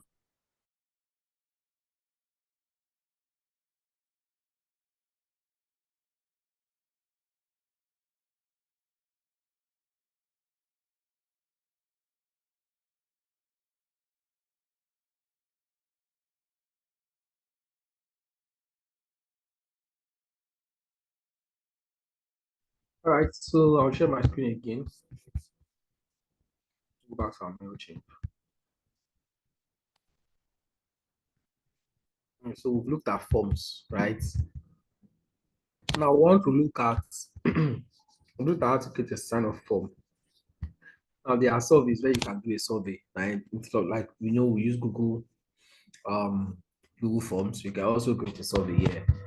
Right now there's contact. Let's go to all contacts. Now this is contact. Of course, you can see that my name, which of course is the person that created the account, and this is here, right?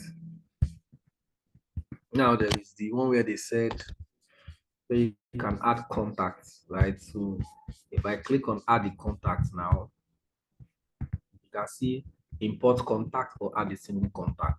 Import contact means maybe you have the contact somewhere, right? You can import it from another device, right? You can import it as a CSV file, right? You can copy and paste as well, and then you add your contacts to this place. So it depends on how you want to add your contacts, or you can add them one by one. So if I click on add contact, if I click on add a single contact, which of course is going to be more stressful, that involves you putting the email of the person, first name, right, last name, or any other information that the person have, month and birthday month, if they give you all of this, and phone number. That is right, like another way to get your contact, right? The other way is to import it. So importing now is maybe you already have emails. Maybe you already have emails from somewhere, someone, somehow, right? And then you have them on, let's say, a Google Sheet. So I'm going to close this sheet. Even if it's not a Google Sheet, yeah, let's say an Excel sheet now. Let me see. I think there's Excel on this place. Yeah, there is.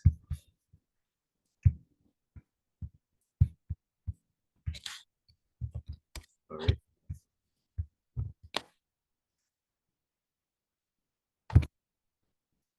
So let's say I want to add a couple of emails to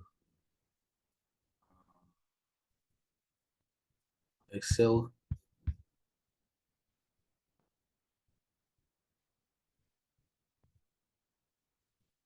Excel sheets, right?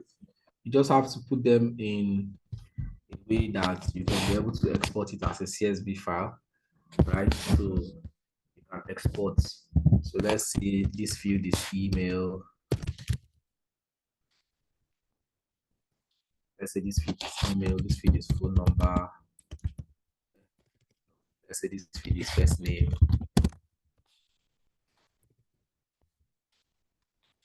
last name.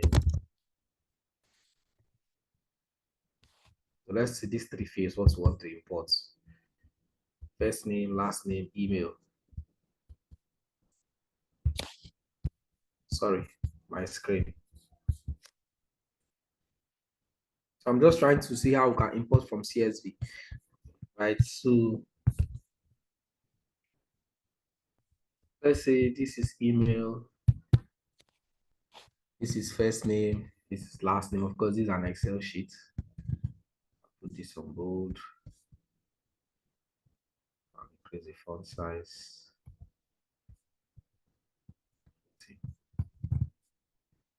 However. So let's put a couple of emails. I want two people can drop their emails for me. Let me see. If you can just drop your email that is working, let's see. So we can add it to the list.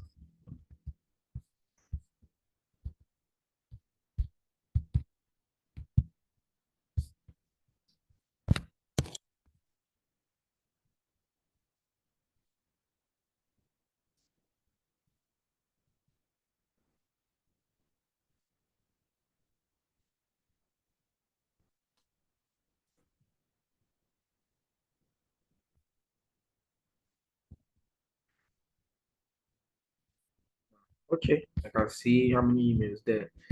All right, so I'm going to start with the first person. I'll copy this. Control C. Tab. First name is Damilola. So I'll type Damilola. Last name is Adebayo. I'll go to the next person, being Tony Papel. C. List. Next person. What you have there. Here. The next person is Ugochi, so I'll do the same thing. Of course, if you have this, you've gotten these emails from somewhere else.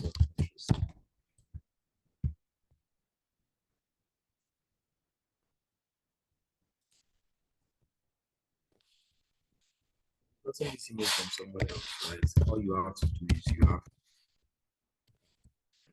just have them here. I'm just doing this so that we can be able to export as a CSV so you can see how you can add your emails to an email list via CSV.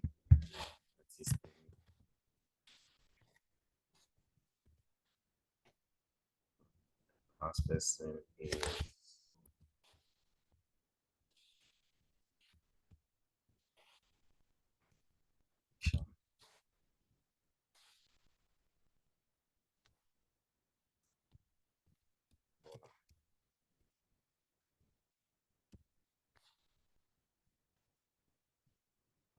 it's key factor. Okay.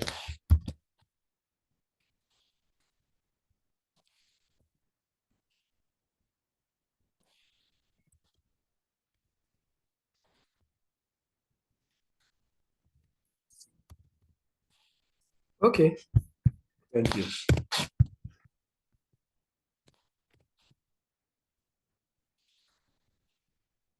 These are names of people along with their email addresses, right? This is their names and their email.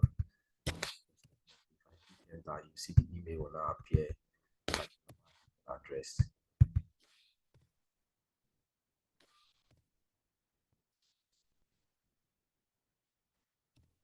Right. So let's just say I have this as on my list, right? And then I need to get it to MailChimp. Let's say I see here there's add contacts, right? This is of course adding it one by one.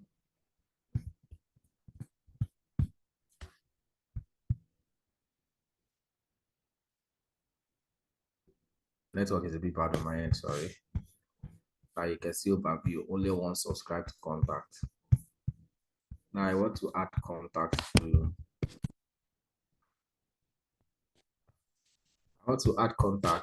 to my email, right? So if I click on add contact, you can see import contact. So if I click on import contact, saying let out consent impacts. Yeah, okay, so these are learning resources. Now I can say upload as a CSV file, and then I'll click on continue. Now that means you have to go and get the CSV downloaded file. So what do I have to do? I have to save this first as CSV. So if I go to file, I'll click on save as. Okay, this is saving downloads. Okay, so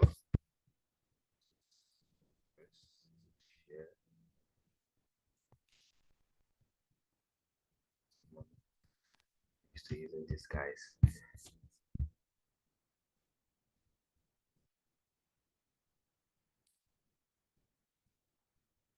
Click on this. Let's click on save as. It's saving as an Excel workbook. And I want it to say, I'm going to choose CSV. There's a lot of CSV options here. If it's a Google Sheets now, I can't remember the last time I used Excel. I'm also good with Excel sheets. CSV, there's CSV command delimited. I don't know which of the CSVs to use here now.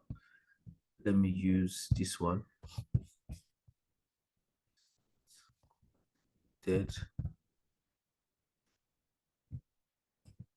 Oh yeah, I just need to save it as a CSV file. Let me use that one, right? And I'll save this as emails.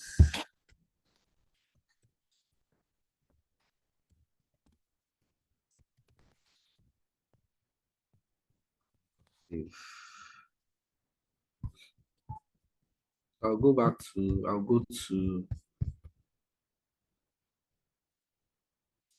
to MailChimp now. I'll screen over to my MailChimp screen.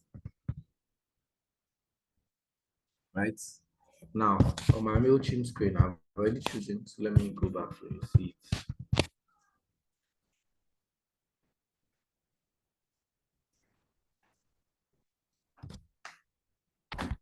This is MailChimp, right? This is under audience, right? You can see audience dashboard. This is all contacts. All contacts is how many people that I have on my email list. Now I want to add people to my list. I'll click on add contact. I'll click on import contacts because I don't want to add a single contact. Then I'll go to upload, import contacts from a CSV or tab delimited TXT file. I'll click on upload a CSV and then I'll click on continue to organize. Now I'll browse. So when I browse, you can see DIGIGAP emails, which is what I downloaded as a CSV file. I'm sure you saw me. Then I'll click on open and I'll continue to organize. Organizing means let me arrange the emails the way they are supposed to be, right? Just in case. Where is it? I'll show you.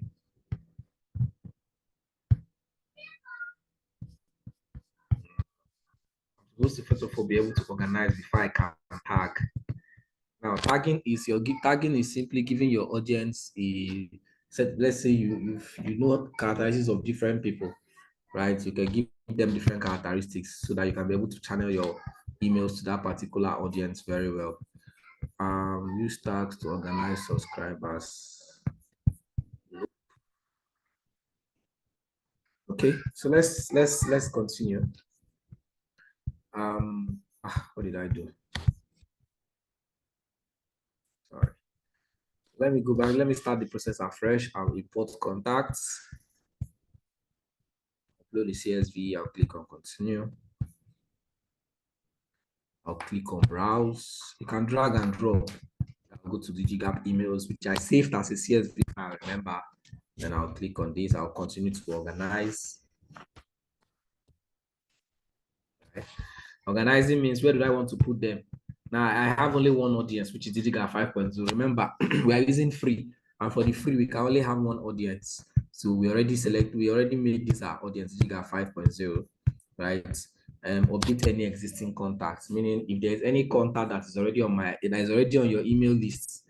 So what this is simply saying is that if I already have any contact that has that particular email, just update the contact for me, right? They will continue to tag.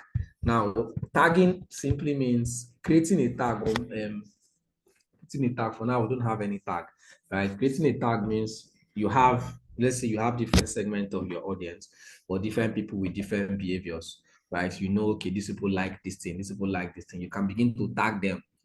This set of emails like, or I came from, let's say, these are people that watch my YouTube videos.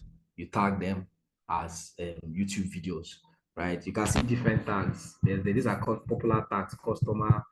You can tag some Google customer. You can tag those ones that are buying first-time buyers. You can tag those ones that are non-buyers. So you just give them different tags. You separate them into different tags, right?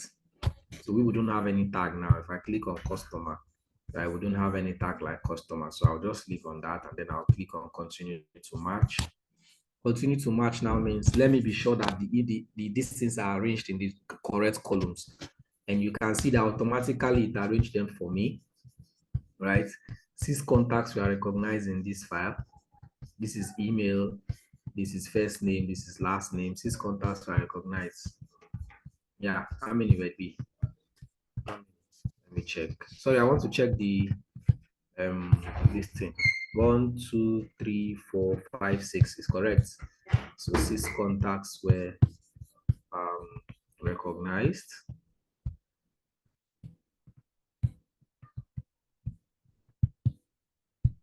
So now we have here 6 contacts. Of course, 3 are showing, but it's not just these 3. Already it has said it has recognized.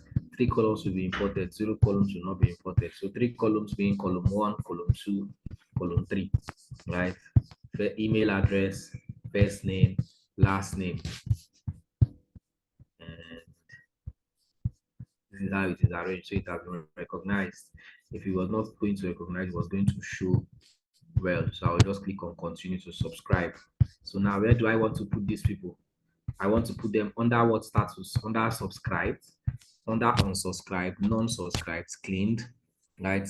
Now you can always put people or put emails in different status. You can see your email hard bounce, cleaned.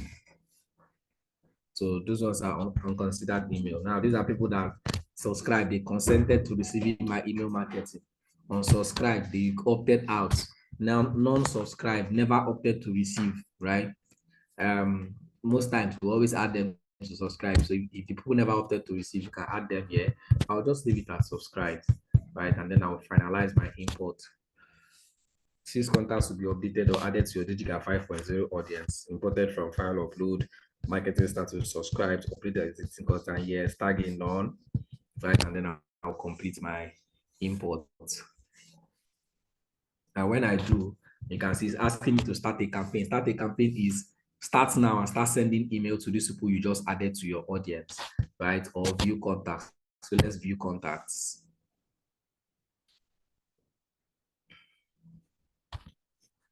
And that now you see we have those people under my audience. You can see your name, then your email address, your first name and your last name, because that's information I took from you. Same with the others, right? Tony Pape, Uguchi Aja, Aisha, and we are all under subscribed.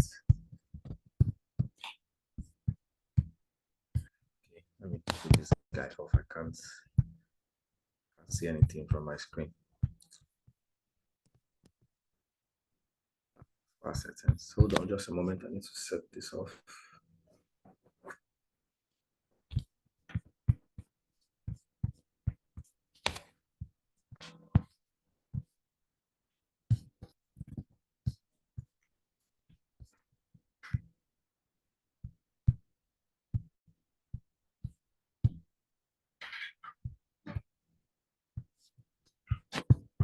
Okay, I'll do that now, probably.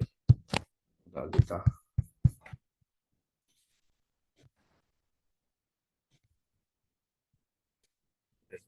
But you can see our segments, right? You can see all under subscriber, right? List import from CSV. You can see this one, admin ad. Now that is getting them from CSV, right? I've already showed you how to create a form for website, which is sign up forms, right? You can still add them manually. So let's say I want to add a single contact. I'll click on add a single contact. That means I'll have to input your email address. Who's giving me email address?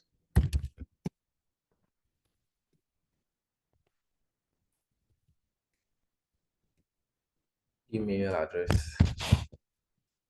I will have to input this information that I got manually. Okay, let me collect the one I already got from here. Let me use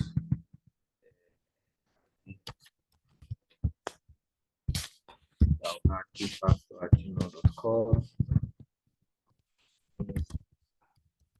ID, first name.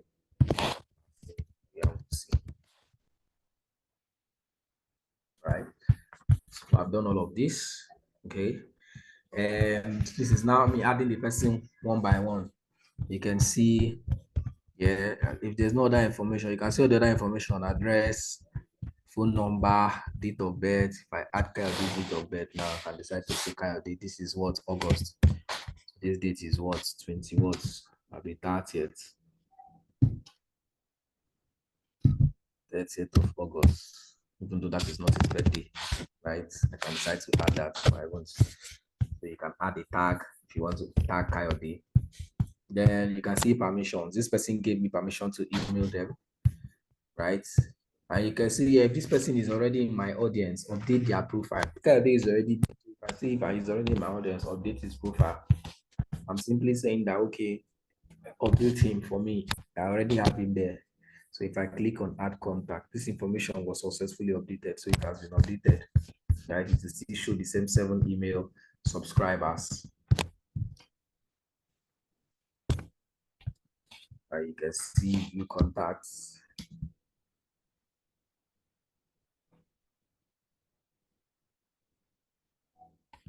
And then we have all the email contacts, right? Name, email, first name, last name. Right. And then subscriber preferences, which is a different thing. This is like saying, okay, add groups to form. So you want to add groups to direct people. So let's say this is like you create a form and then you add people to a particular group or a particular part of your audience, right? For them to let's see, based on their preferences, right? Now let's go back to manage audience and let's go to segments. So you can see here, you can now segment your audience. You can see find contacts who signed up for marketing in the last 7 days, engage subscribers, potential customers. If I view segment details, people who signed up to my listing within the last 7 days. So you can see add filter, right? Now I can add contacts to different segments. You can see how you can add contacts to different segments. You can see email date added, right? Let's say I want to add people that signed up to this segment within 7 days. So you can see email date added is within the last how many days, is before the last 7 days, is within the last 7 days, is not within. So you can decide to say, okay, these are people I want to add. If I say 10 days, and add filter, right? And I can see filter them by birthday, right? Month is date, right, of birth. Now this is like adding filter, right, to filter your audience, to the segment, right? Now I don't have birthdays, so I will cancel this. Now I have just few persons, so I'm just going to leave it at email address, right? And I'll see within the last 7 days. And or, right? So add people to this segment. See, what you're invariably saying is you are invariably asking the email marketing platform to add people to your segment, right? So you're invariably saying anybody who was added to my contact list or to my email list, to this DIGIGAP 5.0 contact, who was added to this contact within the last 7 days should be added to this particular segment, right? Or you see a filter, or, and then there's and. So you see that you're saying or and. So you are telling it, add people who were added to this my email list within the last 7 days, and people who their email address is right or is not, or contains or does not contain or starts with, let's say who their email address starts with E. So there are different ways you can segment your audience. We can say, and people who their first name is, let's say first name is Taiwo. Right. You can continue to add the filter. Or I didn't use birthday, contract written, email clients, or people who their information changed, right? Now this is info changed. Some people maybe their info changed, you needed to update it. Their info change is change after, or change before, or change with, or change within, or change or did not change within. You add a specific date, right? And then you add the date you want it to filter them to. Invariably, you are saying filter my contact, right? And add people to different segments. So you can see different segmentation levels. You can see contact details. By contact details, you can see how contacts were acquired. Is it by email dates? Is it those that their email dates were added? Is it by those that came in through SMS? Is it by those that came in through sign up source? You see email, SMS, and automation activities. Is it by subscription status? Is it by email engagements? They engage in our email. By SMS engagement, SMS interaction, SMS subscription status, other activities, conversations activities, postcard activity. Right? You can see different segments of different ways you can segment your audience. You can see how contacts were acquired, email dates added. Of course, that's what we had the first time, right? How contacts were acquired by the email date added. You can see by phone number. You can see different ways in which you can do the whole segmentation thing. Right. So let's see that now.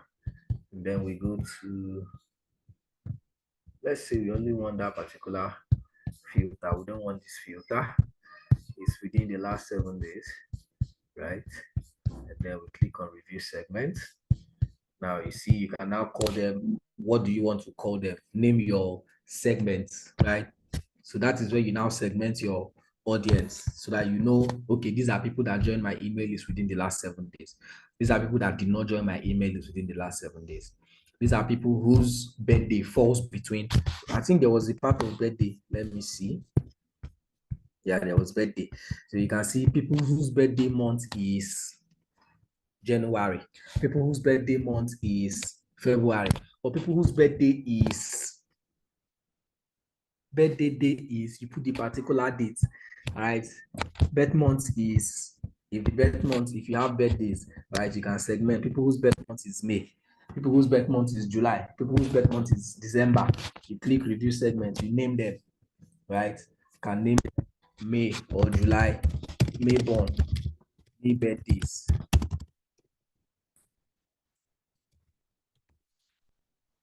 Then you segment them. You might have your different reasons for wanting to segment your audience for different reasons best known to you and the business, right? And then you review your segment.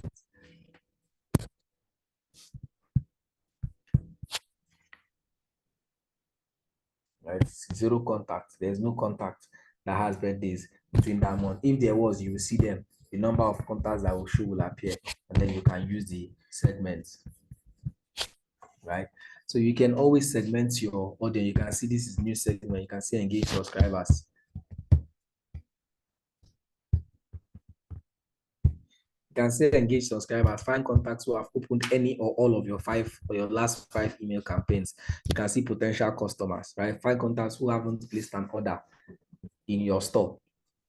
That's of course if your store is linked to this thing, but I think these two are not from this, so the functionality is not working.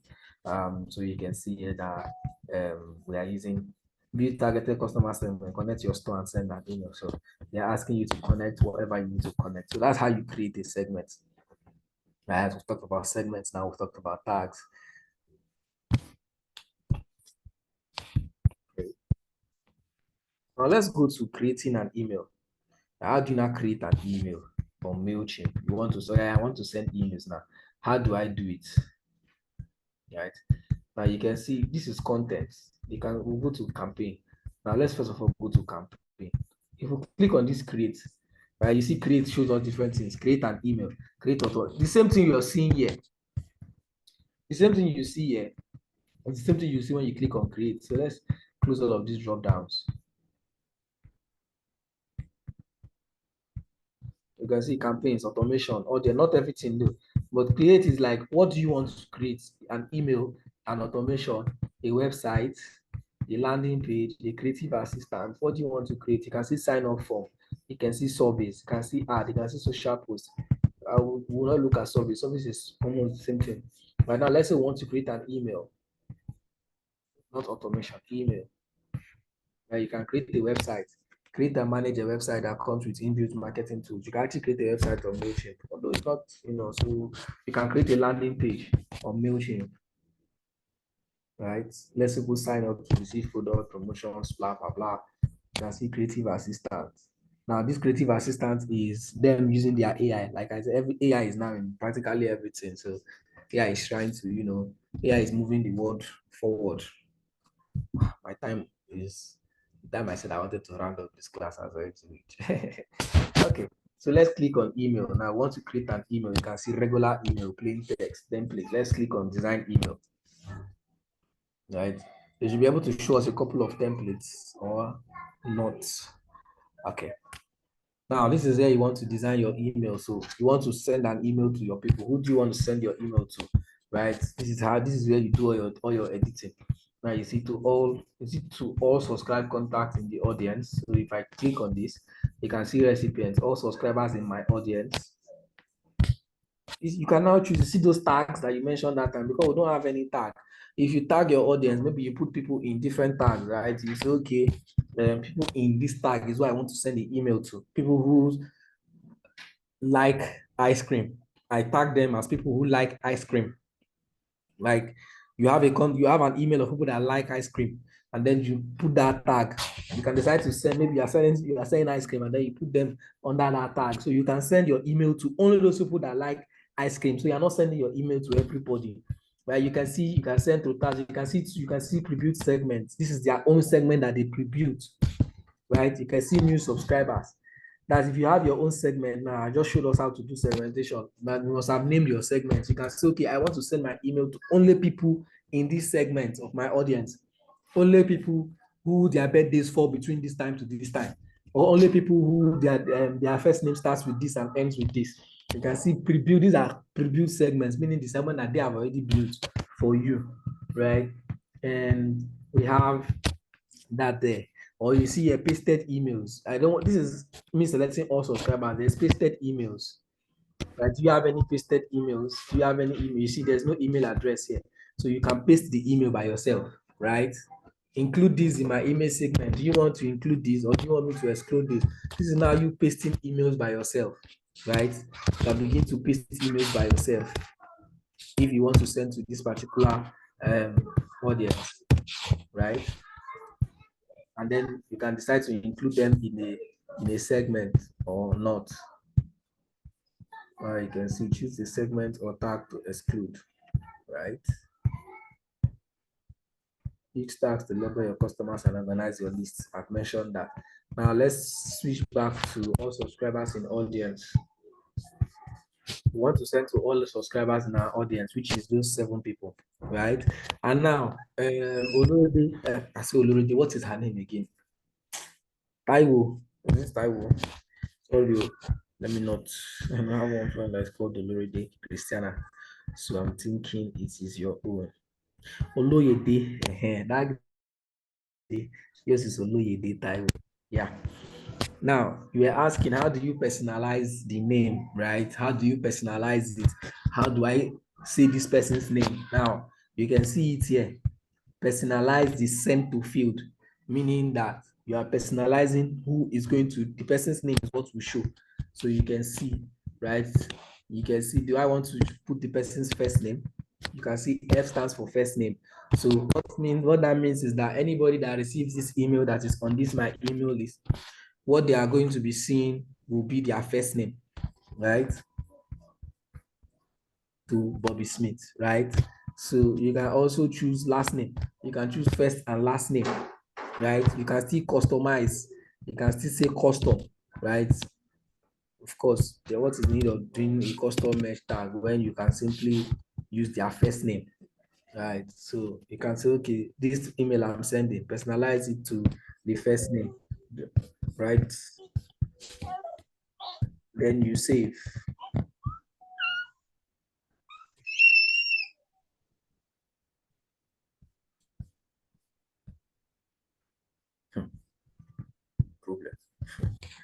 Okay.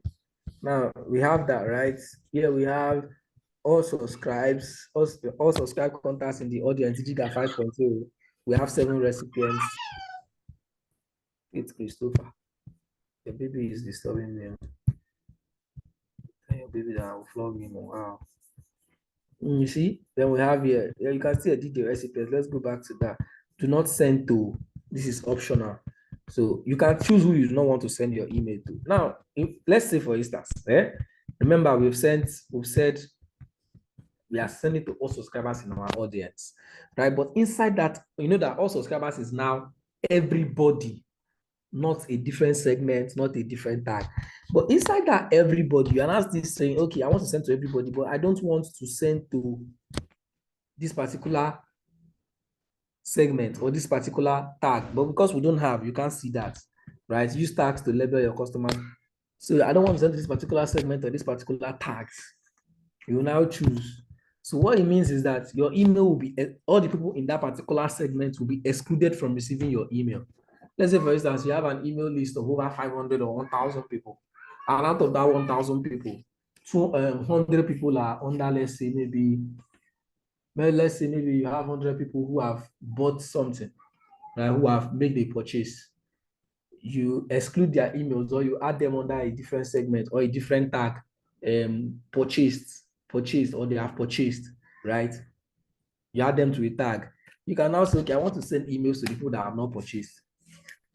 I want you to exclude those people that are under this tag that have already purchased.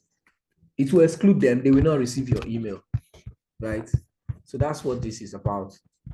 And then we've already put first name as a sender field. We'll click on save and we close this part. Right now we'll go to subject line. What is the subject line for your email? Which is that very first thing that they see, right? A great subject line gives your audience a reason to open your email. Of course, they've showed it to you. Try to use no more than 9 words. Try to use no more than 1 emoji. They have some limitations, right? They're giving you best practices of how this thing has worked over time. And you have about 150 characters, right, to fill. So what is our subject line now? What are we saying to our subscribers? Now, can be saying something like, let's say let's say we want to send emails to people who have not, who maybe, let's say they were on our email and maybe, or let's say we had a product and these people used to use our product, all of a sudden they stopped using our product. And we now want to reach out to them to ask them, why have you not been, using our product anymore? Can I try to see, like, missed you.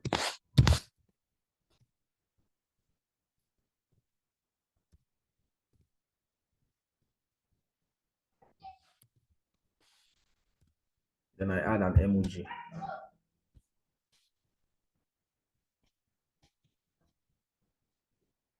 So, yeah.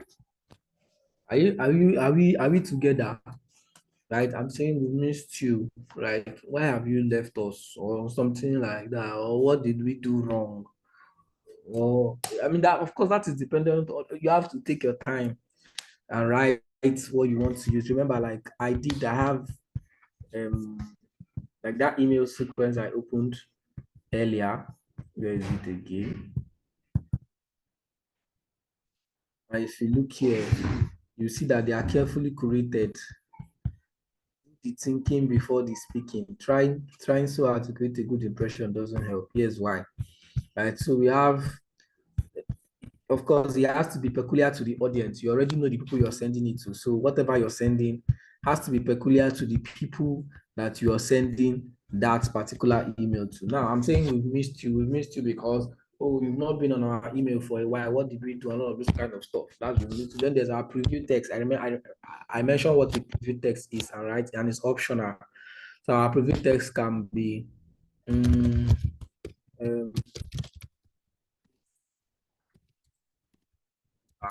focus, or let's say, oh no, let me say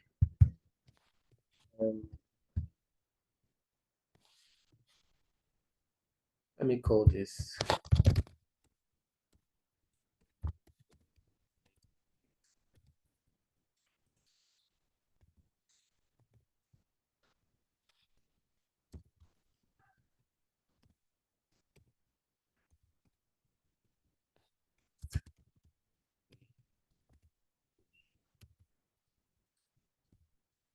Together.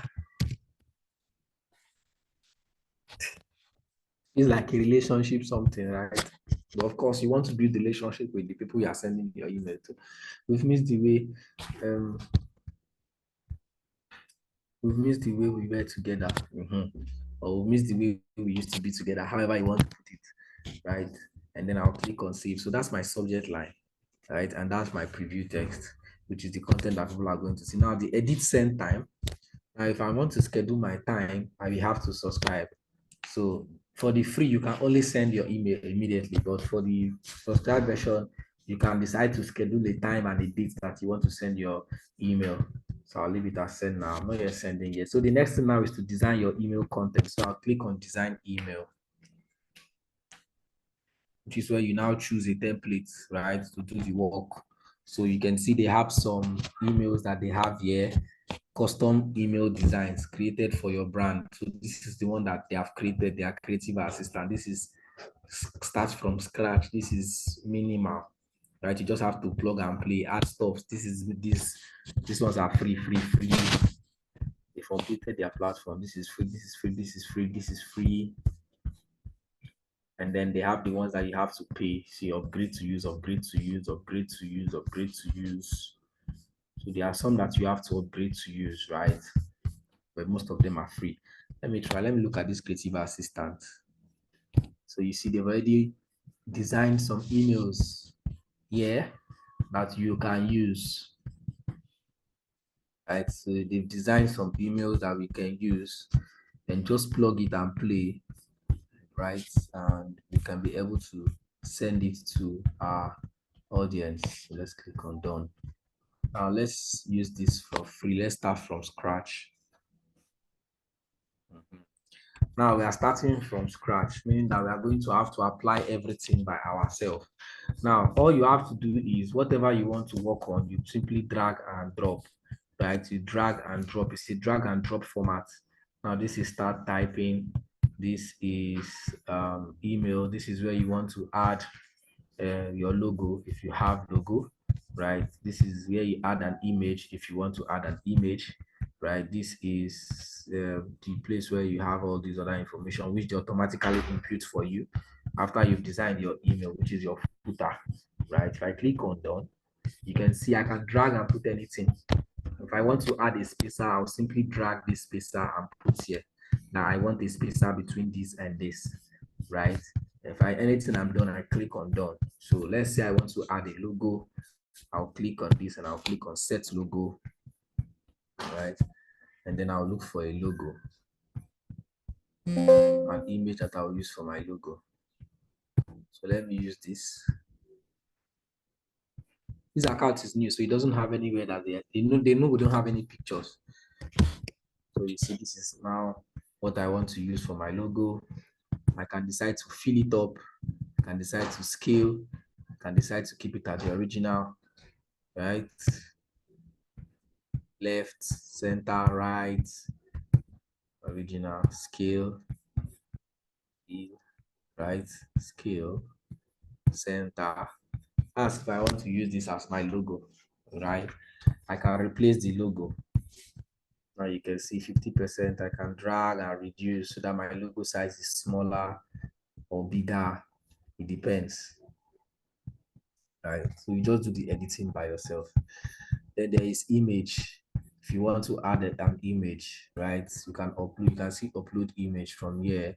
We simply go and look for the image that we want to upload and we add it there. Right? And of course, that is if you have an image. If you don't want this, you can simply delete it. Anything you don't want, you can delete, right? Anything you don't want, you can delete. So for instance, I don't want this. I simply click on delete. I remove that block. You can still start typing. Then I can start typing, right? I can now type. I can say,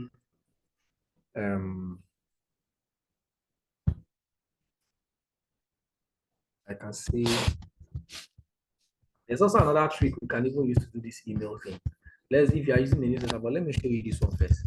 I can say the what was that? This thing. What was that title again that we had? Let me click on done. Let me see if I can add the title.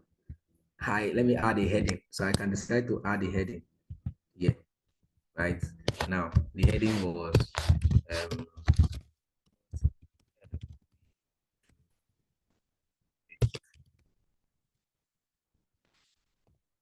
so let's assume that this is it. Right, and on the top of the screen, you can see the other edits you can do. You can change the font. This is a vertical font.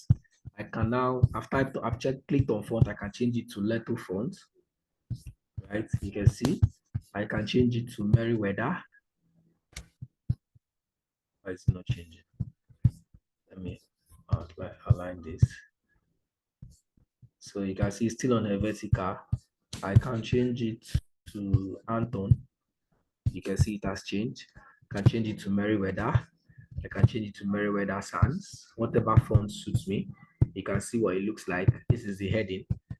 I can reduce the font size. I can increase the font size. Right? I can change the color of my text from black to blue to green to red to purple to whatever. Right? Of course, this is you now designing your email to suit what you want. We've done a lot of upgrades on this. So we are always changing stuff. Every platform is always doing upgrade. Right. Now this is my heading. Okay, I can click on it again. You can see anchor. You can see link. I can embed a link. You can see alignment. I can decide to align it. Of course, it's properly aligned. Text direction. Left to right, right to left, whatever that means. Line height. Letter spacing, bulleted list, and all of those stuff. So this is me now, so you can see text highlights. Where is it currently on default? I can put at the back. You see, so if I add the text highlights, it has a color. It will now add a color at the background. I can change that color and put something else. I can leave it back at the default.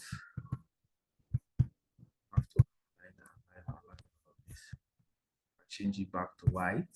I can make it black. Right, I make it black. This is what it looks like. So of course, this is at your discretion. So you see, you can even add your color palette there. Okay. Then the next thing now is to start typing. So let's type a couple of things. Type whatever I want to type.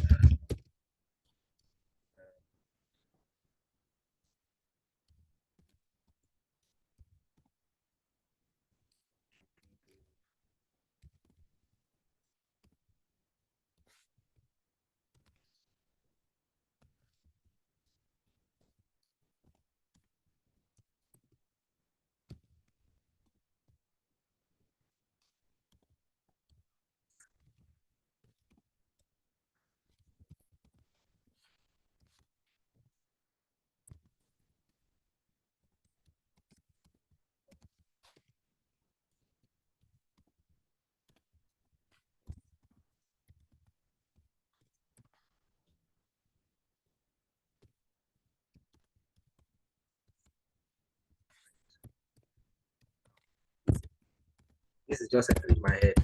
You need to see, as I'm writing and I'm giving spaces so that your email is going to be readable. I've noticed that some of us, we still type in the old pattern where you jam pack all your texts together, right? It's imperative that when you're typing in this modern day and age, you space your text. You give a white space, right? At least one line of space or 2 lines of space, one maximum, 2 maximum, so that your text is readable. When people are reading, it's easily readable. Because when you are jam packing your text, my eyes will be everywhere at the same time, and I can't really read what you have. So let's say in a bit to win you back, comma, special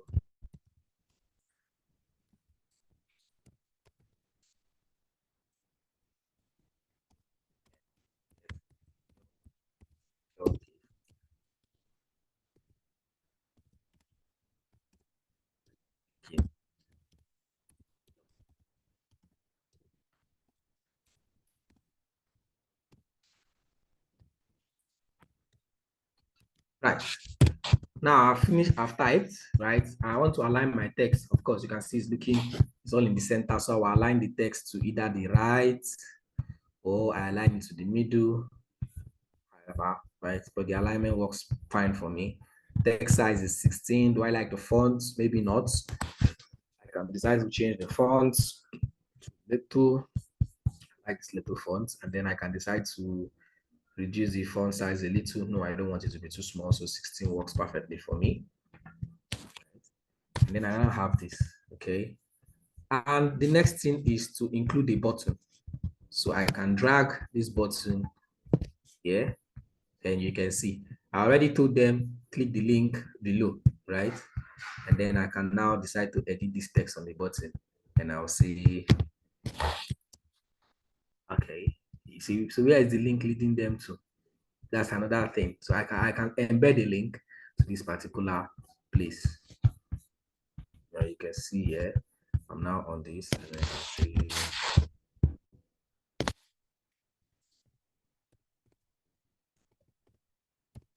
see, let's not get your gift.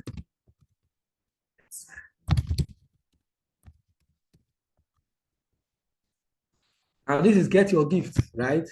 And the get your gift, I can change the color of the stuffs, right? You can see the color, buttons color.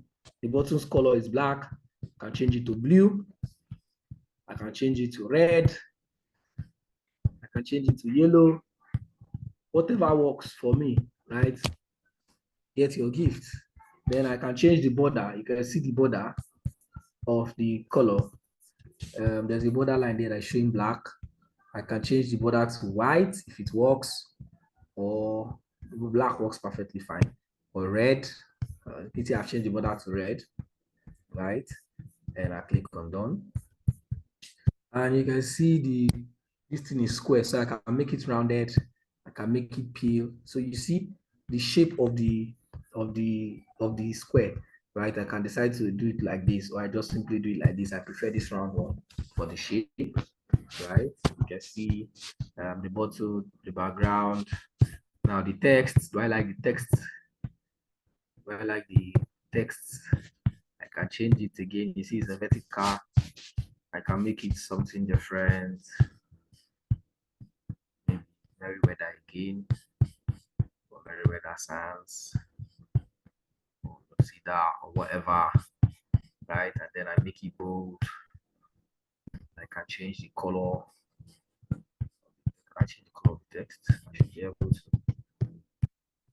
So you see how I've simply crafted an email and I've asked them to get their gift and I've added a link, right? And all they have to do now is click on this link.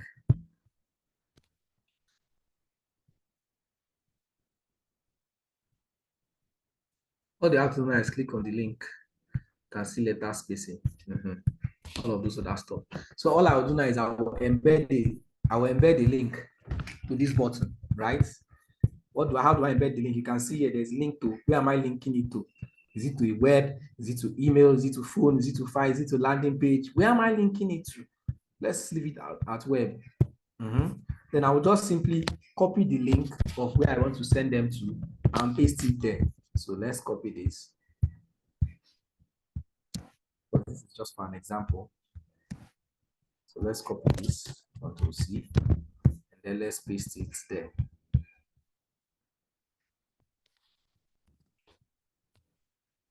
So invariably, when they click on this button, it's taking them straight to this particular place, right? It can be maybe I have a landing page. I want to take them to that landing page, and on that landing page, I've prepared an ebook for them or whatever package, or maybe I'm sending them to a place where there's a code where they can be able to get a special offer of some sort, right? I just have to do that, okay? And it will work. You can see this is black now. I can decide to change this also as well. The background is white, which of course, the way it will appear on your email is how it looks. So you can see get your gift. Very short email, very quick and very simple, right? And I can decide to send this. You can see other things you can add here. You see spacer. I can decide to add a spacer. So if I drag spacer and put here, you see it has given a space between this and this, right? So that is the spacer. I can decide to change the color of the spacer to blue, right? I can decide to change the color of the spacer to black, to whatever I want to change it to, right? And you can see the spacer there looking very, very fine. I can increase the height. I can reduce the height. There's no need increasing the height, right?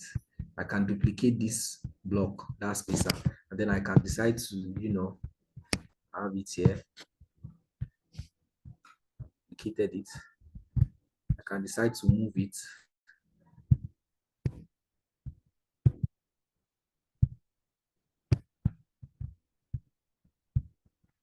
Block. I don't want to do that, so I'm going to delete that second one, right? Unless I have it like this. Let's assume I have it like this, right? You can see button. That's what we added. There's a paragraph. You can add a new paragraph, right? You can add a divider. There's logo. There's creative assistant. You can add video. You can add survey. You can add social. You can add apps, products, so whatever, right? You can see all of those things can be added. Let's go to layout. See? So it depends on how you want to lay out your email copy. Now, this one does not have social. Okay, there's social. I can add social, right? I can add social. Video doesn't work for free. Okay, exactly. Definitely. So I can decide to add social. Now you can see different social media platforms. I can now add the links to my social media platforms. You can see Facebook, you can see Instagram, you can see X. You can add other social media platform if you're on the rest. Let's say I am on LinkedIn. This is email. I don't want email. I'll click here. I'll add LinkedIn. You see? So I can add LinkedIn. Right now. But remember, you don't want too much links. So except it's very important. You might not want to link all of these guys. There's email, because all of these are going to serve as links. See TikTok, Spotify, Threads, YouTube. I can add YouTube if I have a YouTube video. And you can see how the icons are appearing, right? The icons are appearing in black style. I can change the icon style. See, it's icon style. I can change the icon style to this one, right? Display icon only. Do you want icon and text? You can see icon and text, right? Do you want text only? You can see only the text. So it depends on what you want to achieve. So leave it as icon only. Text icon size to be small, icon size to be medium, icon size to be large. You see horizontal or vertical. So there's no need for vertical. I leave it as horizontal. Now the icons, you can see it is dark icons. Do you want it to be dark icons? Do you want it to be color icons? You see that's turned to color icons, the way the icons look originally. Do you look at the colors? Do you want, you can see light colors? Do you want gray icons? You can change it to gray icons. There is light icons. Of course, it has changed it to white, so we can see there's color icons. Now you see how it is appearing, right? Already we changed this to this type, so we put it this style. See, it will now appear in the original format that these icons usually appear when they are on their different platforms or on socials. Wow, this is already 153. Okay, so you must have done all your edit and all of those stuff, and you want to send it. You can see visibility. We don't have that. You can now preview how the thing will look, right? So we are going to preview our email. If something lands on someone, if it lands on the inbox, this is how it's going to look. What can we do to make it right? And then we have a very short copy, and we tell them, okay, look at it. Forget this, my whole design. It doesn't make sense, right? So you are going to take your time and do yours. You see all of those other information have been inputted automatically, since, because remember when you signed up, they ask you for your business name. We said our business is DIGIGAP 5.0, which is why you have the DIGIGAP 5.0 here, the address Inshallah Street, the location where it is, Nigeria, and you can still update your preferences and unsubscribe. Automatically they put that for you. You don't have to stress yourself to do it. Then you can see here, you can see how it will appear on desktop. You can see how it will appear on mobile when someone is viewing it from a phone, right? Makes sense for me. Looks very okay. You can see how it's going to look in inbox. Can we do that? Okay, inbox is upgrade your account. Okay, So you see what it's going to look like, right? And then we'll manage that info. So we've seen the preview of what our email is going to look like. Now we can decide to send a test email. Sending a test email is, let me send an email first. Like, let me send a test email first to confirm my email before I push it out directly to the people who are supposed to get the emails. So I can decide to preview after I've done my preview, right? And then I want to send my text email. I can send test. Sending test is okay. Let me test first how the email will look in other people's in the inbox of my client that I'm sending it to. Let me remove this thing. I don't know what it looks like. And let me send a test email. So if I decide to click on send test, I can now decide to add emails I want to send it to for test. So let me add myself.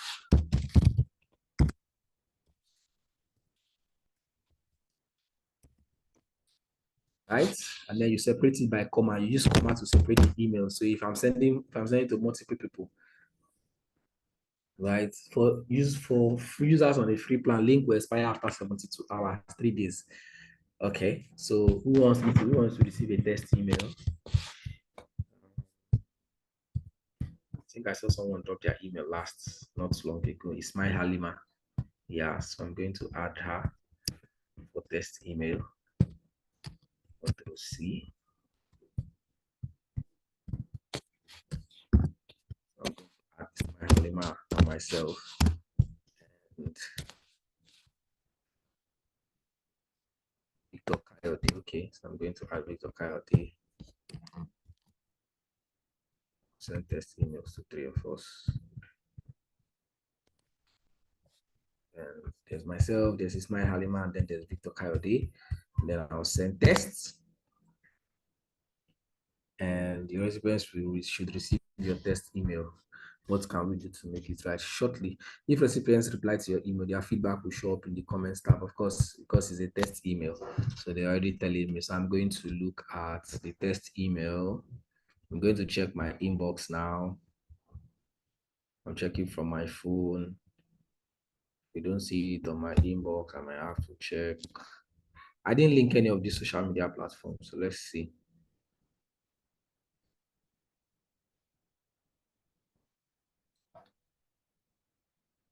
Let's see promotions. It's under promotions in my own.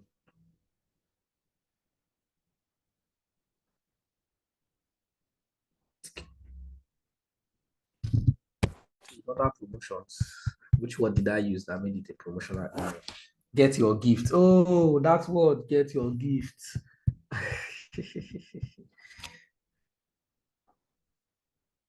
Yes. Yes, Gucci, most times you can't like that. I don't know why they did like that though. Don't know. They want you to pick what to do. But the two field will always work anyways to this person. So because of this get your gift, they landed it in promotional in my inbox. Alima, check your are you here? Check your email. Tell me where you have yours. You and Kyle. Who's the last person that dropped? I say Kyle Day. Alabi Victor. Yeah. Check it and let me know.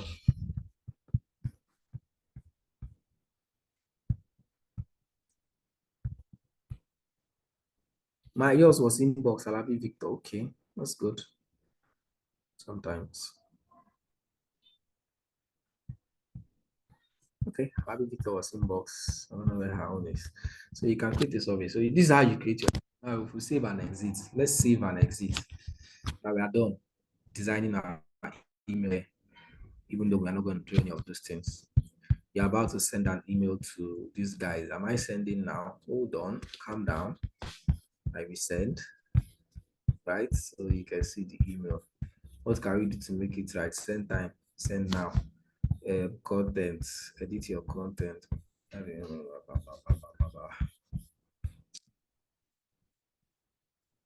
Add a social post to your email, connect Facebook. So you know you can actually add a social media post Yeah, that's true. You can. I think this is a feature.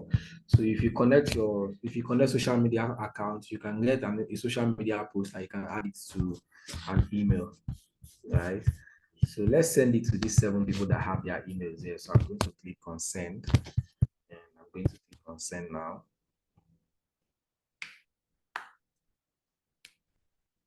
And I have sent it. So my email is sending. So those of you who provided your emails earlier and I added you to the contact list, please check and see if you're going to see the email. Now there's also another trick to do this, right? This is 2 o'clock. So I'm just going to show us one quick trick. Now you might want to use you might want to do, let's say, a newsletter, right? Now if you want to do an email newsletter, right, and you want to do an email newsletter, you want to give it all these fine designs. You know how banks do their design and they have a fine design that they've already customized, and then they come and paste it and send it to you via email, right? You can do that. Although that email, those designed emails, I don't really like it. For me, I prefer emails that are handwritten like this, well typed and sent. The person reads it. But just you work in a place, you need to do that. You need to do design email. You can simply go to Canva. Let's go to Canva, right? And you can look for a template. Let's say newsletter template, email newsletter. So let's say we want to use an email newsletter. I want to do an email newsletter. Want to use an email newsletter template. Want to send an email to people to use whatever. Is this free? This is 1, 2. This is a template. This is a template. What the template should I use? This is a template. This is a template. This is a template. So let me use this one, right? And let me click on, let's see, customize this template.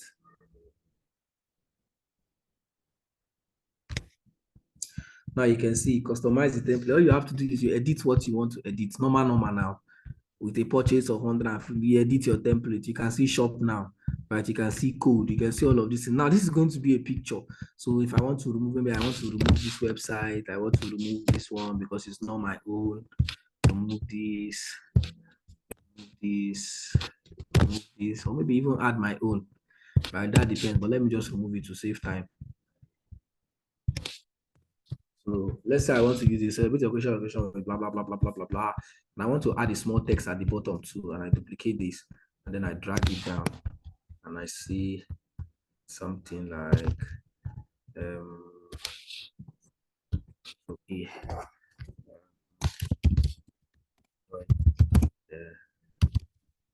Season. Just so that place is not empty. Right, and I put something like that, and I position it to the center, to the middle, not middle, sorry, to the center. Okay, so this is a template, right? And I've gotten this template. I've edited the template to my taste, to how I want it. I will save this template to my laptop. I'm sure you guys can see my screen. So I'll go to download, and I will download this template. Yellow, blue, cute, blah blah blah blah blah blah blah, whatever it is. I've saved it, right? Now, here's what I will do. I will go back to my email, my MailChimp. Let's say I want to create a new campaign.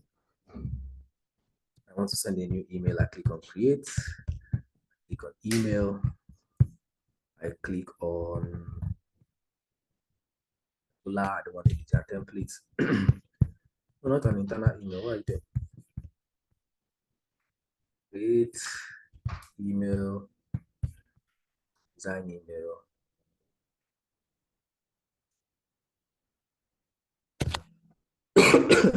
Same thing, same process. I'm just gonna skip most of this, right? Go to design email. Okay. And we have the same thing. I want to just do start from scratch. I'll just click on apply.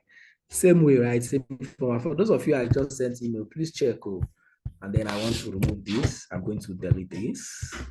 And I'm left with just image. So I'll click on this, and then I'll click on add image. Right, you can see now these images that are already here, which is the ones I installed, I just added are here.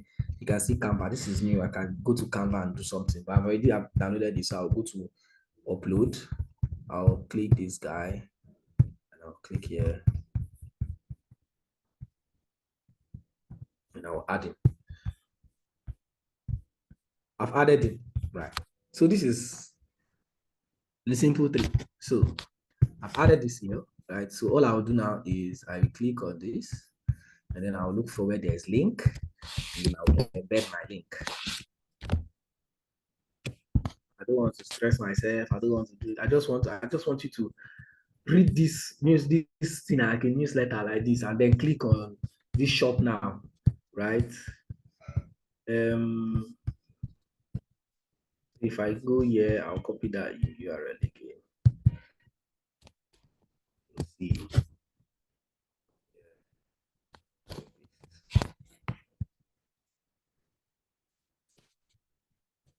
Describe what you see. So this is an alt text, a 20% off, a $20 off. So alt text for people that have visual impairments. Remember, this is very necessary. $20 off a.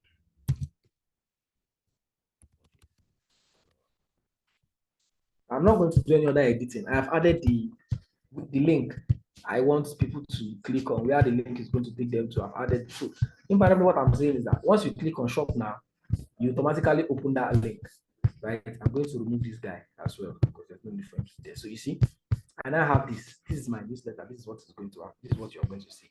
So if I click on send tests, okay, good, you've received your email. Okay, good. So it's in inbox. Hope it looks good. I'm going to click on send texts. You might receive your, don't worry, small. I click on send text. I'm going to send it to myself, Alima again, and Victor Coyote. Check this email out. Send test. What you're going to receive now is this particular email, right? But the way you're going to receive it now is that you're going to receive it in a picture format like this. So you see, DIGIGAP test untitled. Right? I did not title it. I did not do all of those plenty things earlier. But if I click on the email, you can see $20 off. Who can see it in their own inbox? Let me refer to the other screen so you see what it looks like. Let me share my other screen where I have my email.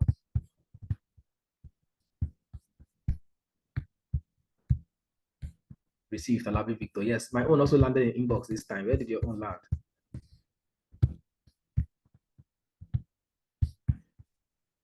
So I'll go to my email and where is it now? Look at it.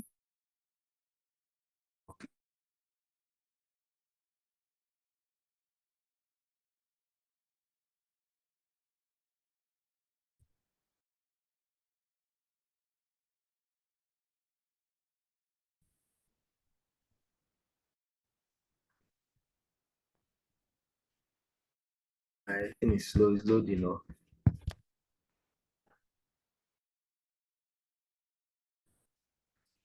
know. It shows what the email looks like. Internet connection is unstable. So okay, good. This is now you see what it looks like. It's the email, right? This is it. This is what I've sent to people. This is what they are going to see. I didn't take my time. All I have to do now is see if I click anywhere I click on this image, right? Anywhere I click, take me to that website. But because of psychology, people will definitely want to read first before they click on shop now. So if I click shop now, it's taking me straight to the website. You see, straight down to this place.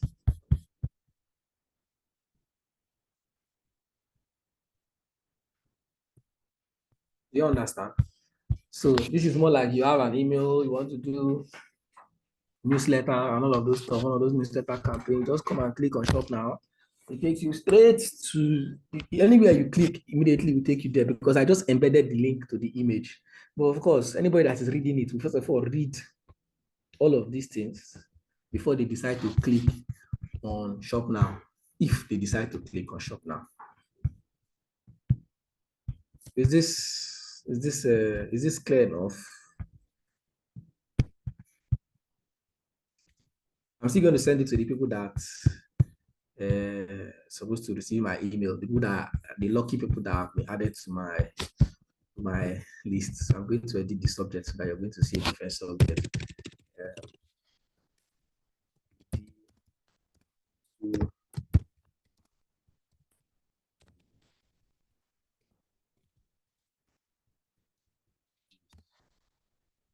I'm going to add an emoji.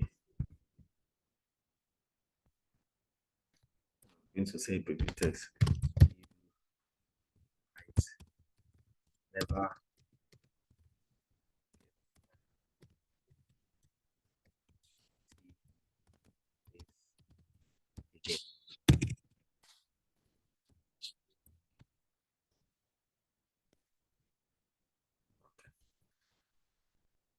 To these people, of course, to these people, already sent, I've already done all these things. Just simply, why is it not loading?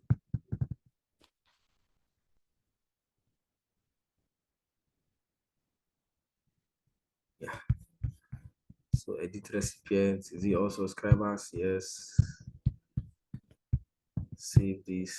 No, personalize this first.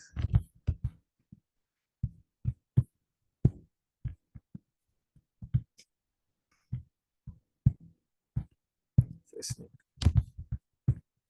Save.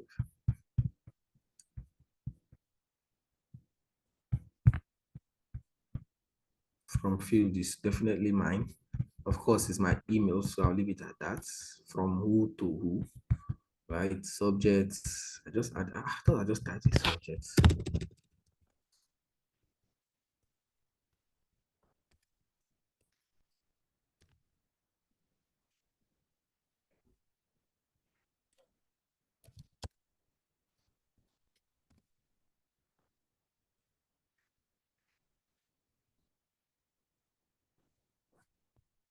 Type.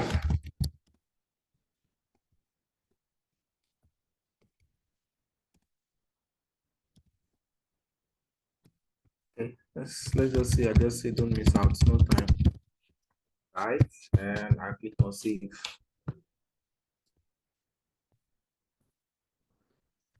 From field, send to content. I've already done my content. And then I'm going to send to those people. So I'm going to them. You see, it's already telling me who I'm sending to. So the likes of Gucci and I don't know, the other people that added their email, Damilola, are going to receive. Is there any question? I'm supposed to show us automations, but time has gone. And I can't show us a bit about automations. So I'm going to have to request for attendance. Any question?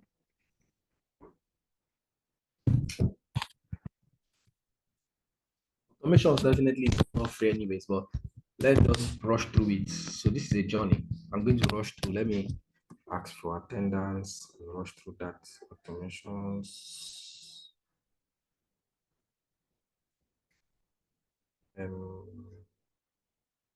What's her name? Helen.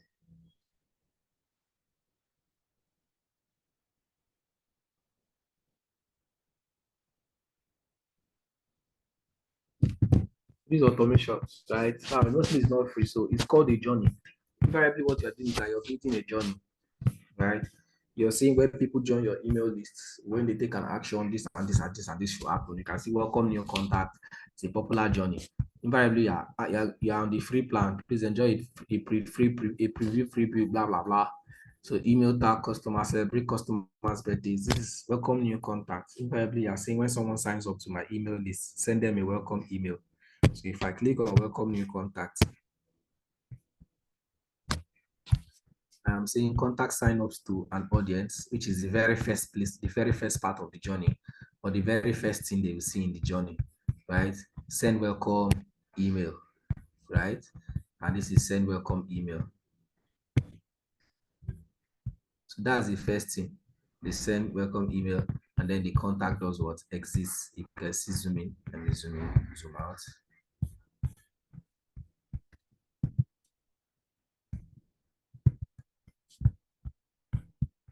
Let me see.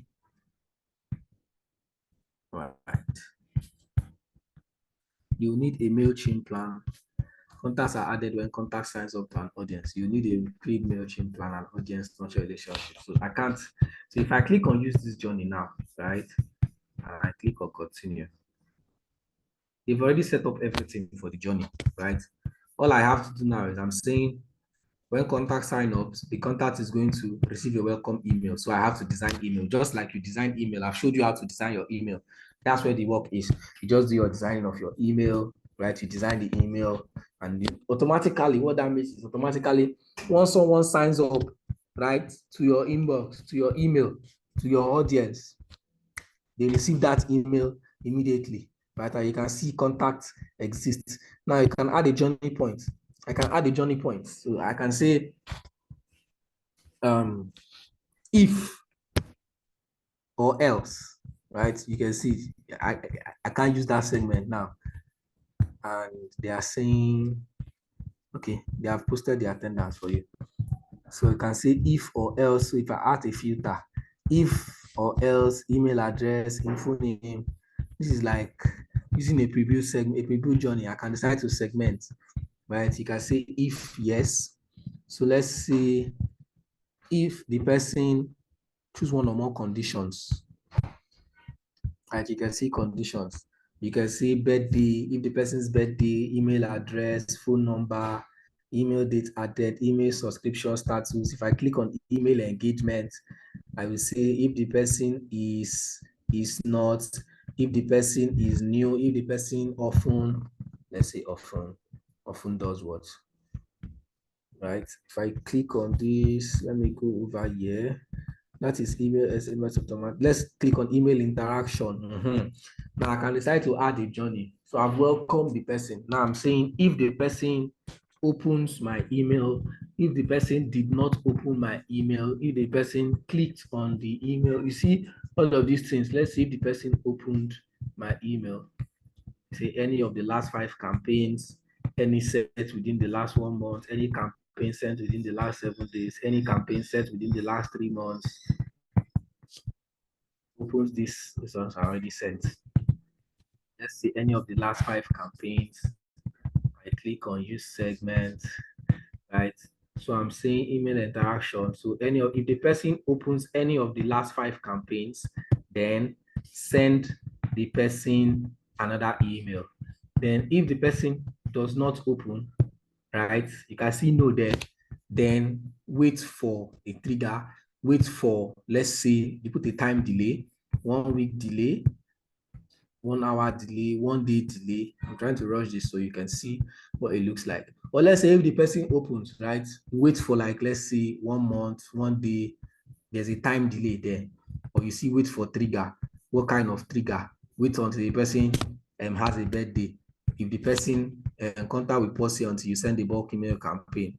If the person is added to this particular tag, right, you can now send another email. You simply create a journey. So I'm saying email interaction. If the person opened my email, let us send the person another email. Or if the person opened, let us wait. Let me say wait. Let's wait for 5 days. Right? Give a 5-day delay, and then we do what? We'll send another email. You see, and then you create your email and you continue your journey. So when you create your email, which is the follow-up email, if the person, of course, that depends on your own action. Now I chose if the person does what? Replies to my email, right? If the person replies, if the person opens, not reply, rather, if the person opens, wait until the next 5 days, send the person another email. I design my email, close this part, right? There's also here 1 week delay. If the person does not open, wait for 1 week, and then you see now these people's own email now will be different. So the email I'm going to create for people that opened my email, I'm going to create a separate email for them so that if they open my email, wait for 5 days, then you send them this email. Then for those that did not open my email, wait for 1 week, and then you send them this email, right? So you see how you're branching it. This thing is done automatically, right? This thing is done automatically. So you just do this and you go and sleep. Shakena, anybody that signs into your email, signed up to your email list, they begin to get this journey. People that sign up, so you also have to set the journey down to where you want to keep the customer. Then you can see contact exit. Contact exit means after this place or after this particular journey point, exit the customer. So if I click on exit journey, it means that after this part, don't send any writing again. The contact does what? Exit this particular journey, or you move to another part, right? You see contact moves. You can move the person to send contacts to a different part in the journey. You can send the person to another part, right? If I click on drop down, you can see exit journey or move contact. So you see under the move contact, look at move to another part. You see move here. So I'm saying after this particular point, if the person does not take any other action, move the person to this particular place. Do you see how it moves? Contact enters this particular journey. So as the person has entered this journey now, it means maybe let's say for instance, I've sent the second email and I expect a particular action, or I set a particular trigger of what the person should do. If the person does not take that action, then move the person to this part, that's to this other side, where the people that did not sign up to my email are. They must have gotten to a certain point, and I want him to enter that place. So I'm going to start sending, he will start receiving emails that these particular people in this particular region are receiving. You can still branch your journey points, right? You can still see wait for trigger. You can see percentage splits. Percentage split is saying, okay, a random percent of my contacts. So let's say 50%, you can see 50%, you can see some percentage, let's say 50-50, let's say it at 50-50.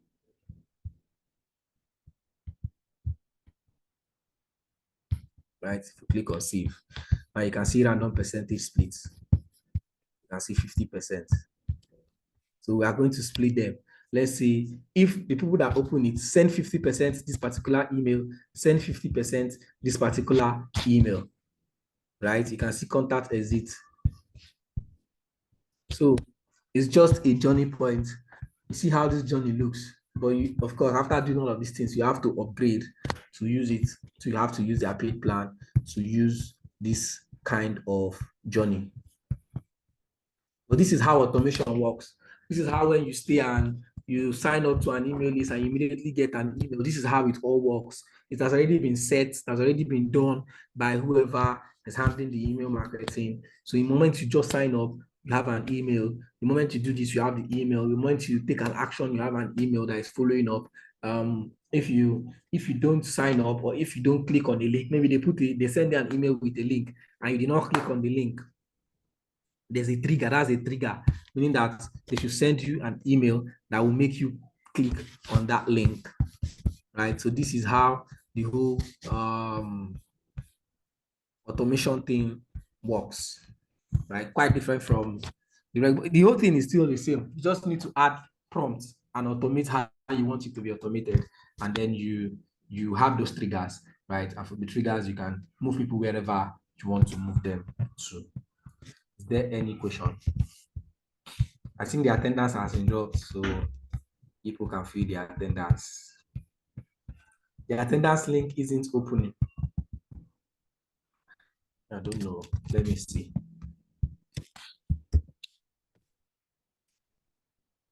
The attendance link is opening now. Check your inbox. So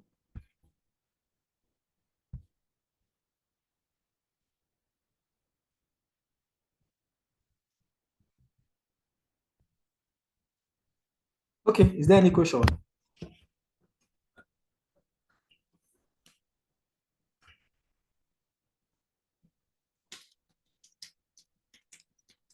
What do you not understand?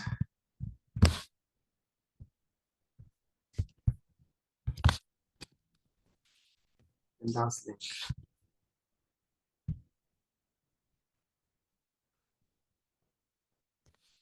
And last link. And last link.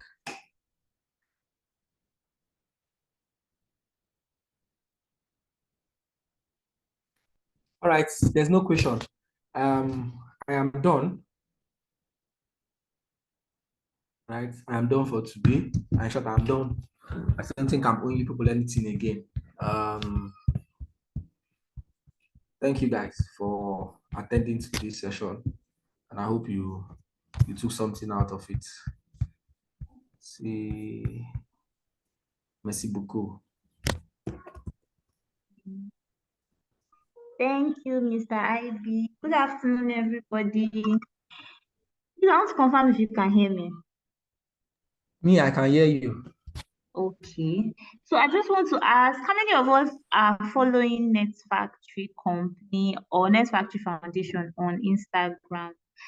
Can just put I'm following in the comment section. You can mute yourself. Please, I need to know because we are plenty in this class. Okay. And the thing is that, this program goes beyond just here. We have an alumni community after this program that you just as in join so that you will have other benefits in the future. You can also enjoy. Maybe we are having a whatever get together, a reunion, something that you can benefit and network with other people that are probably as in freelancing already with these skills that you have to network with them and ask questions. So it's very important that you follow us and you join the communities that will be recommended after this program.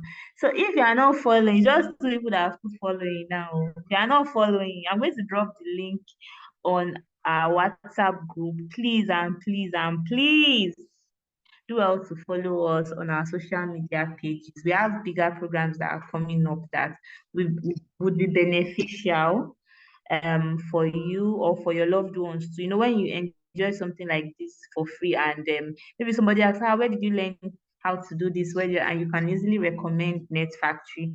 So it's always good that you follow so that you will know when another program is coming up. So do we all agree that we're going to follow?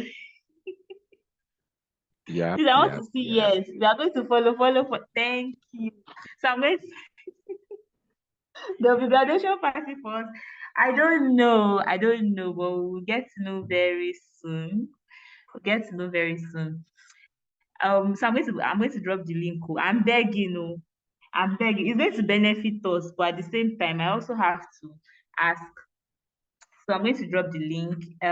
Please let's fill attendance. Some people it's the next day they used to remember to fill the attendance. The link is not opening. Please, maybe you would hold on and try again or ask someone to on you their hotspot. Sometimes network used to do like that. But for people to already be filling the attendance, it means it's most likely from your own end.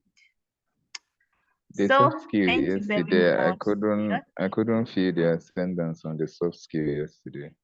On the soft Sorry. skill, Yeah. okay. You can send a DM to Net Factory, like the admin that sends the link this morning. So if I can just send a message, a DM to her, I don't have access to that other attendance. So just send a DM, and I'm sure she'll be able to know whether you attended because she would like to confirm if you actually attended, and she'll check the Zoom attendance to confirm that. All right. All right. Thank you very much for your time. That's all I wanted to say.